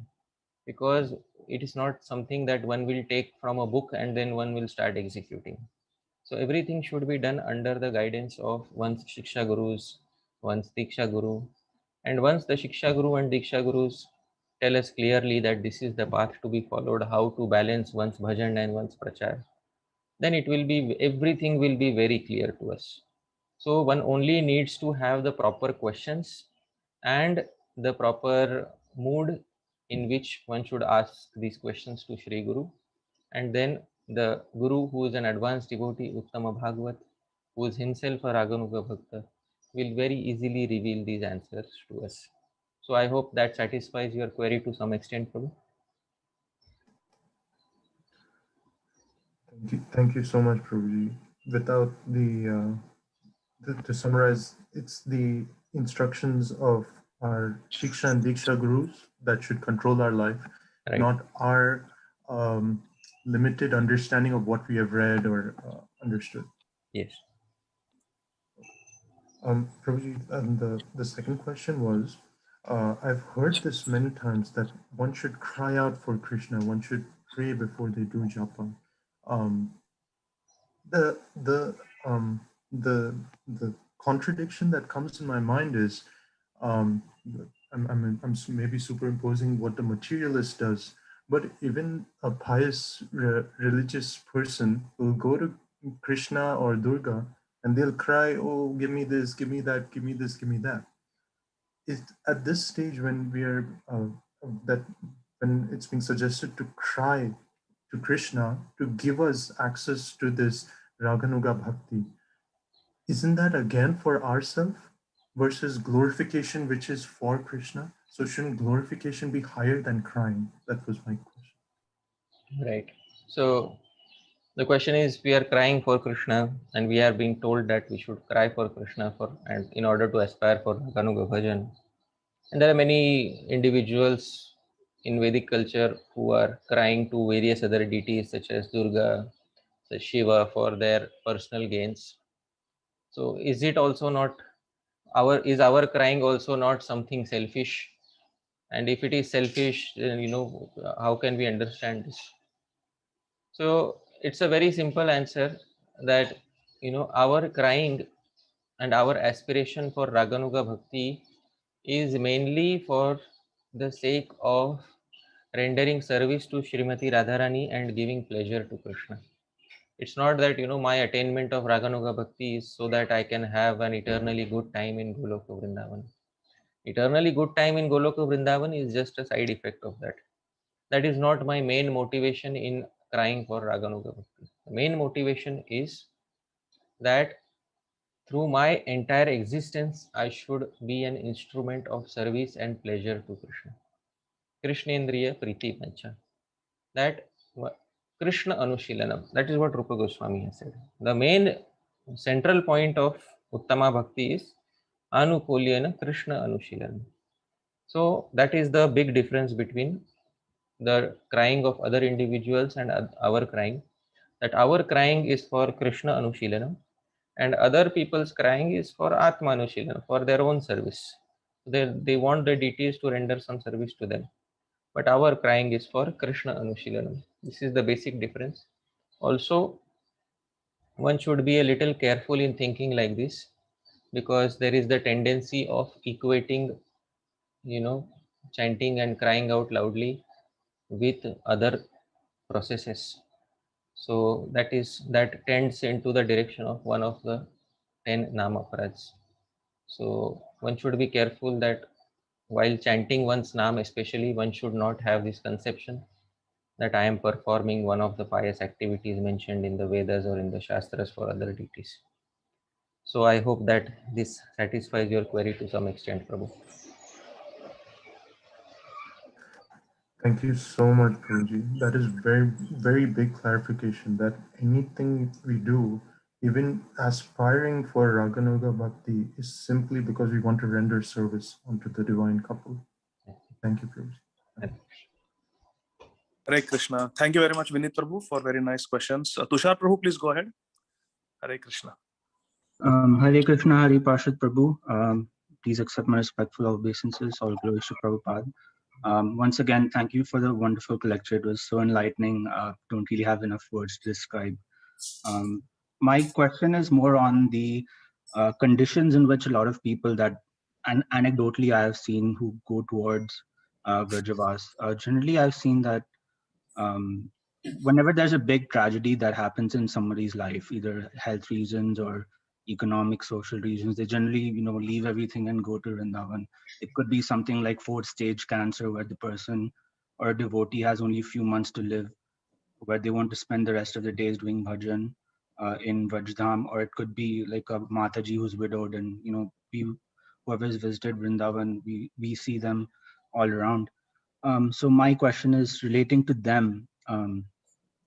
What would be the effect of residents in Vrindavan Dham and them doing bhajan there towards the end of their lives, have a positive effect on or lead them to attain their Siddha Deha and eventually reach Krishna? Could you shed some light on that, please? Yes, this is a good question, but every case is different, and somebody may be going for, somebody may be having an terminal illness, but we don't know whether within their minds they are a Raganuga Bhakta or not. Maybe within their minds they are already staying in Vraja since a long time. So each individual case is different, and it's a fact that simply by staying in Vrindavan for some time, simply by dying in Vrindavan, one gets immense opportunity either to execute Krishna bhajan or to go directly back to Krishna's abode. But that is purely dependent on Krishna's desire. There is not one single fixed formula. But if we want to ensure that our success is certain, then uh, we will definitely stay mentally within Vrindavan, and as long as possible we will stay physically in Vrindavan. This is the ideal condition to stay in Vrindavan. Although end of life staying in Vrindavan is also nice, better than not staying in Vrindavan. But every case is different, and we don't know how every devotee and for how long they have been residing mentally in Shri Dham Vrindavan. So that is what I would like to say in this regard. Thank Is you that so okay? much. Yeah. Thank you, Tushar Prabhu. So then we go to our next devotee, Dilip Prabhu. Please go ahead, and after that, Timir Prabhu. Dilip Prabhu, please go ahead. Dilip Prabhu, Jai. Nice to see you, Prabhu. Hare Krishna, Prabhuji. Thanks for a very wonderful class, Prabhuji. You've gone through very nicely. What should be the dream? Why Vrindavan a dream should be, and what kind of Vrindavan dream we should have. And currently also we have a places which we can see. That's a very good hope, Prabhuji. When I think about my son of Krishna, oh, if I take Vrindavan, he may not like it. But these are two places he definitely likes it. He also agrees now. And you also given the how to achieve also. You given a rules of sadhana, raganu bhakti, and you mentioned about material desire also will get destroyed when you do the raganu bhakti, and aspiring for a siddha deha. By saying, Prabhuji, I have a couple of questions. One is, Prabhuji, I may be wrong. Please correct me wherever I am. One is when I usually heard, if you follow the instruction of Guru, doing a sadhana, you will go back to Godhead in this lifetime, because this process is given for in this lifetime. Means Prabhupada is giver, but we are able to, I am able to achieve is not, it is depend on me. If I follow the instruction of Guru, which is as simple as do following ABCD, as I maybe please correct me, Prabhuji. So that's I agree whatever you mentioned. I highly have a respect to what you mentioned. Just I want to clarify this one, Prabhuji. Right. It's a basic question. Sorry. Right. So please let me see if I have understood your question correctly. Your question is that if we simply follow the instructions of Guru, will all success not come to us automatically? Is that the question, Prabhu? Yes, Yes. Prabhuji. Okay. So yes, that's a fact. If we follow all the instructions of Guru for our sadhan bhakti, then certainly all success will come to us. But when we say follow instructions of Guru, it means follow the entire spectrum of instructions given by the Guru and by Srila Prabhupada and previous acharyas. So the entire spectrum includes not only Vaidhi Bhakti, because sadhan bhakti is of two types. If we see in Bhakti Rasamrit Sindhu, sadhan bhakti is divided into two types.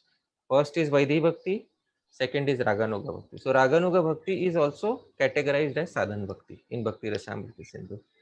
So when Prabhupada gives instructions for Vaidhi Bhakti, many devotees take it up very nicely. You should wake up in the morning, you should chant your rounds, you should chant 16 rounds, you should follow the regulative principles. Many devotees take up this subset of Prabhupada's instructions very seriously.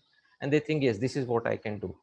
But when the same Prabhupada gives instructions, as I showed in the 10th verse of Nectar of Instruction, when they give instructions such as one should cultivate a spiritual body and one should reside on the banks of Radha Kund, then many of the same individuals don't consider that as instruction for sadhan bhakti. So this is what sometimes I have difficulty in understanding, because both instructions are given by the same Guru. So the same Srila Prabhupada who has given instructions for Vaidhi Bhakti has also given instructions for Raganuga Bhakti. But when we select only a subset of those instructions and we think that this is all that I need to follow, then what we are doing is we are selecting a convenient set of instructions which are within our comfort bubble. That is what I have seen.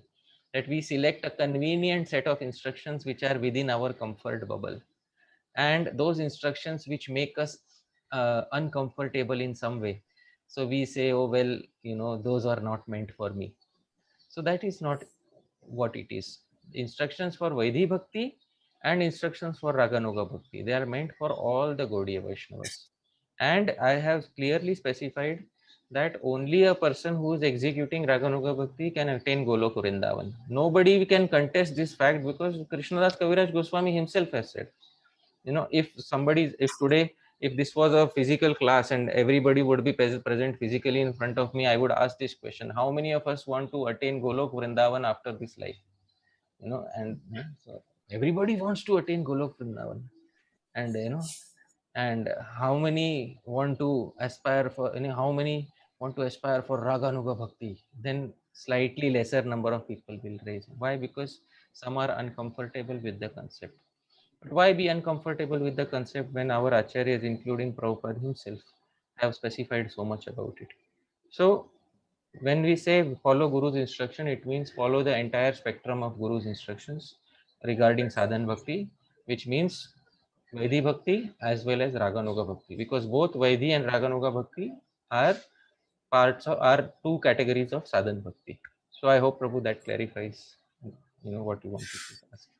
Yeah, thank you, Prabhuji. I have another question, Prabhuji. What I was mentioning, thanks a lot, Prabhuji. But as you mentioned, Raganu Bhakti, Prabhuji, doing a sadhana bhakti as chanting, especially for me, chanting itself, it may be easy for everyone, but it is very difficult to concentrate and chant or do the sincere chanting. That in itself is a difficult part for me. Then we are talking about Radhana Bhakti, which is crying for Krishna. How to achieve, Prabhuji? Because Yeah. Yes, I want to take one step back, Prabhuji. You given mention that taking instruction of Guru full spectrum. I going to the back question. My understanding was, I will take one example. Chaitanya Mahaprabhuji is the Supreme Personality of Godhead. That concept or that one I got to know when I come to the Krishna consciousness in ISKCON only. Right. Before that, if somebody tell, I don't know, you may be creating your own. Means I heard again and again and again in a ISKCON, then I made out. That is true, completely true. But this Raganu Bhakti topic, very less I heard.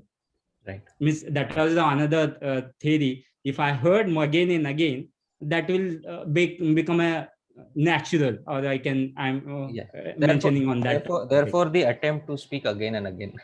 Yeah. Therefore, the attempt to speak again and again, because many times it is not spoken, although it is a precondition for attaining Golok Vrindavan. Surprisingly, many times it is not spoken. Raganuga Bhakti is not spoken, although it is clearly mentioned as a prerequisite for attaining Golok Vrindavan.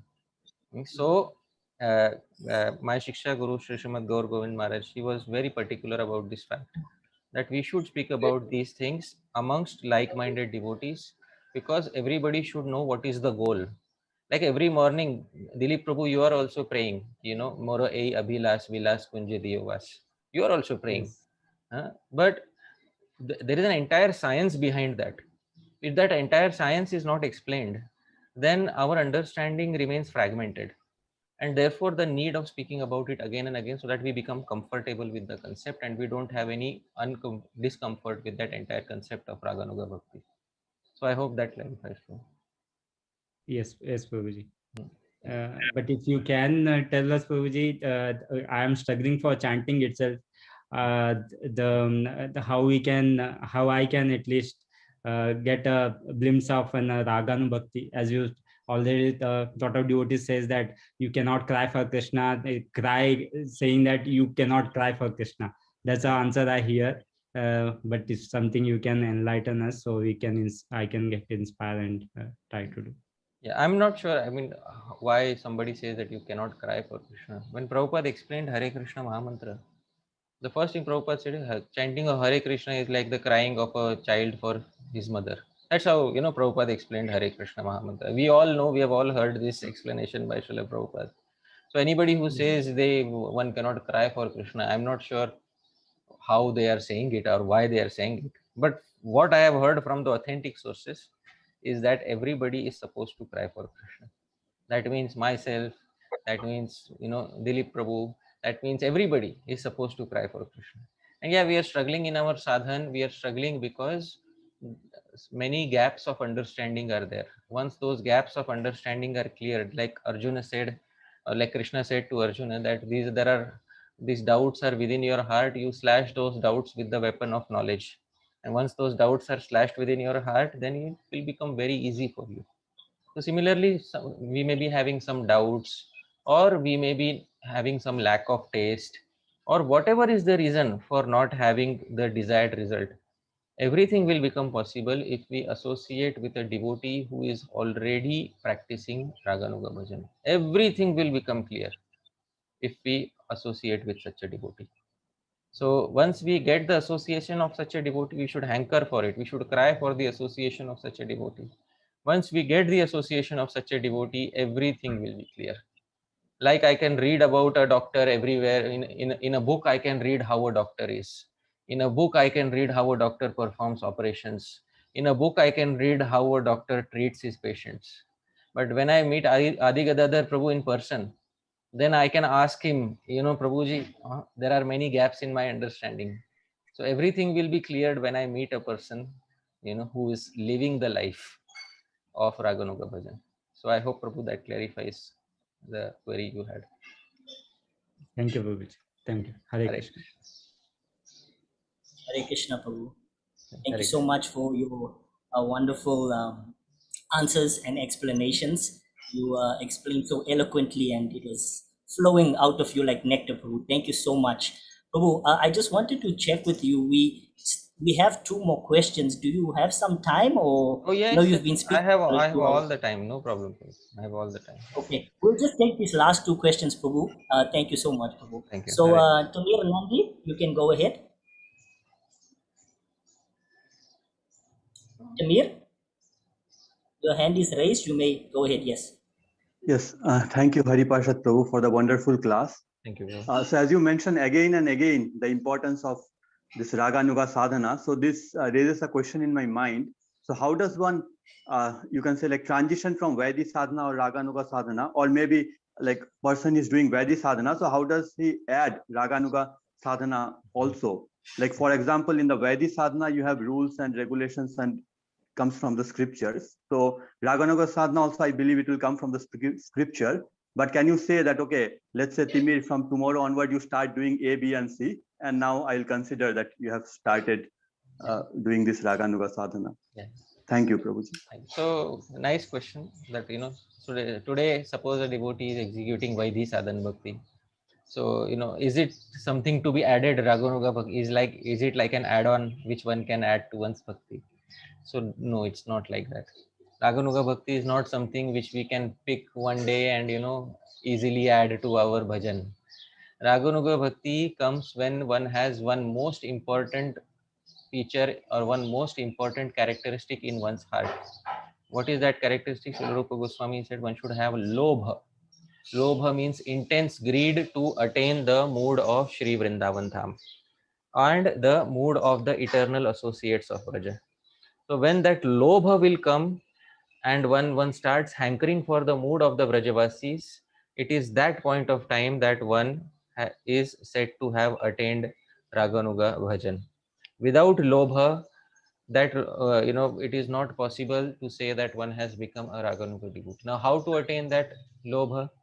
And Rupa Goswami himself says, Krishna bhakti rasa bhavita matir kriyatam yadi kutopi labhyate tatra laulyam api mulyam ekalam. Lobha is the only price to pay. But janma koti sukritairna labhyate. It is not possible to attain it through any mechanical formula. But one can easily attain it if one is in contact with an existing Raganuga devotee. So it is possible to get affected by the mood of an existing Raganuga devotee and oneself attain the mood of being a Raganuga devotee. So if that happens, if one gains the association of such a devotee, then it becomes very easy. Or if one doesn't have the association also, but in some rare cases, by the mercy of Bhakti Devi also, and by one's previous merit in Bhakti also, it can happen then that one develops that lobha. And as soon as one has developed that lobha, one becomes elevated to the stage of being a Raganuga Bhakta. So that is the answer to your query. I hope that satisfies your query. Yes, Prabhuji. Thank you, Prabhuji. So when you mentioned about association, so we may be fortunate to get physical association. So otherwise, do you mean also like reading the books of some whatever way? association is possible for us? The best being direct association. Okay, Prabhu. Okay. And I just have one follow-up if I can just ask. So if I understand correctly, in order to have that lobha, we need to know about the residents of Vrindavan, like what they are doing and what their daily activities are. Right. And that will constitute the Prayojan Tattva for us. Right. Yeah. So before Prayojan Tattva, like, do we have to understand the Sambandha and Abhideya? Yes. All like, the tattwas, like, all Sambandha, Abhideya and Prayojan will be clarified by the Raganuga Bhakta himself. So he will clarify all the tattvas to us. Okay. And then like till the time we get the physical association of such devotee, maybe we can pray to Krishna to get such association, and we can study the we should books. cry to Krishna that such association is available, because without Raganuga Bhakti there is no entrance into Golok Vrindavan. Okay, Prabhu, that clarifies. Thank you so much, Prabhu. Hare Krishna. Krishna. Hare Krishna. Thank you so much, Prabhu, for that wonderful explanation.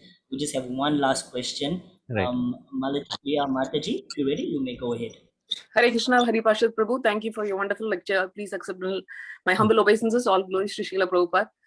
Prabhu, you spoke about Siddha Deha in a previous lecture also. You said even if you want to go and take a dip into Radha Kund, you should only go in your Siddha Deha and do it. So how does one do it, Prabhu? Because if we know the answer, we can do it right away, you know. So I just imagine that maybe I'm a 6-year-old girl, you know, I'm wearing a nice skirt. That's wrong, right? To imagine oneself as something and do it. So then how do you go about doing that, Prabhu? Can you please help me? Therefore, it's not something which can be explained in a general instruction. That is what has been said repeatedly by the acharyas. Srila Bhaktivinoda Thakur's prayer I showed, wherein he is praying for a Siddha Deha. In today's presentation, I had showed his prayers, where he is praying for attainment of a Siddha Deha. And the reason why he is praying is because it is not something out of one's imagination. If it was simply out of one's imagination, there was no need for praying for it or no need for aspiring for it. The reason why he is aspiring for it, he is praying for it, is because it is something which is bestowed by Bhagavan himself. It is something which is bestowed by Bhagavan's eternally perfected associates. So there is no question of imagination here. The question is very simple, that have we approached the proper devotee and asked the proper questions and developed the proper mood so that Krishna will reciprocate and reveal that to us. Nothing else. Till the time Krishna has not revealed to us, we are supposed to keep aspiring and hankering. And till that time, we are also supposed to learn more about Krishna's name, qualities, pastimes, associates by hearing from the existing Raganuga Bhaktas. And once we ourselves have been gifted with that Siddha Deha by the mercy of Krishna, by the mercy of Srimati Radharani, by the mercy of Srila Rupa Goswami, then our active service can begin. So that is the answer to your query. So I hope that clarifies to some extent. Sure, Prabhu. Just be patient and wait for it to happen. Not just wait for it to happen. Make sure that you cry. Yes, okay. Because waiting will not ensure any Krishna. Bahu janma kari yadi shravana kirtan tabu tana paye Krishna pade prem. Many lifetimes of waiting will not ensure it, but one lifetime of crying will ensure it. So this active effort has to be there on our part. So thank you. Sure, Prabhu. And one follow-up question. In your lecture, you mentioned how Shiva was able to only see from far away the pastimes of Krishna and Rasa Leela, like that. I'm very interested in all the pastimes of Shiva once I gave a lecture about Shiva. So I would like you to tell me how he came closer to viewing those pastimes, if you have time, that is. I'll just mention briefly that he was allowed to see it only from a distance, because when he was about to enter into that pastime of seeing that Rasa Leela, at that point of time, the gopis asked him, "Who are you and why are you trying to enter?" So he said, "I am Shiva, you all must be knowing." But the gopis clearly told him, "You cannot enter." So how can I enter? That you have to be born in our society in order to enter. You have to take a birth in our society in order to enter. So you have to be a gopi by birth in order to enter into the pastimes. So although he transformed himself into a gopi, but he did not enter and participate into it. He only viewed it from a distance. So we have the DT today, and that DT also standing alone. Is not shown with Krishna. Because if he would have entered the pastime, the DT would be with Krishna. But that DT today of Gopeshwar Mahadev, that DT is alone. Why? Because he viewed at a distance. Therefore, Srila Vishwanath Chakravarti Thakur says in Rag Vartma Chandrika that a devotee will first have to take birth with Krishna. And then when we perfect ourselves, it's not that we immediately go to Golok Vrindavan. Srila Vishwanath Chakravarti Thakur says, we first have to take a birth in one of the material universes where Krishna has appeared. And we take birth along with Krishna. So our blood relation with Krishna is established. So when our blood relation, when that Abhiman is there, that I belong directly to Krishna's family, that Abhiman goes a long way in ensuring that our true ego, not our false, our true ego in the spiritual world is completely sealed. And for this reason, Lord Shiva, he viewed it only from a distance, because he had not taken birth as a gopi. For that, we need to take birth in the family of Krishna. And that happens when we perfect our Raganuga Bhajan. So Srila Vishwanath Chakravarti Thakur says, when we have perfected our Raganuga Bhajan, next life we will take birth with Krishna. And we will see Krishna growing up. And we'll have those sweet memories of Krishna growing up and playing with us. And that is when our true ego will be completely solidified, our relationship with Krishna will be finalized, and that is when we will be eligible to enter Goloka Vrindavan. So I hope that we'll be really in Achyuta Gotra, truly. Yes, we will take birth in Achyut Gotra. That is very correctly you said, we will take birth in Achyut Gotra. Thank you so much. Hare Krishna. Thank you so much. Appreciate it. Your lectures are simply like nectar for thirsty people.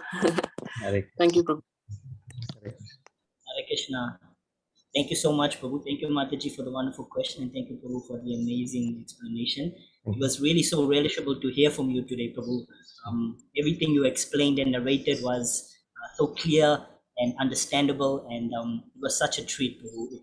Like Mataji said before, it's like nectar to the ears.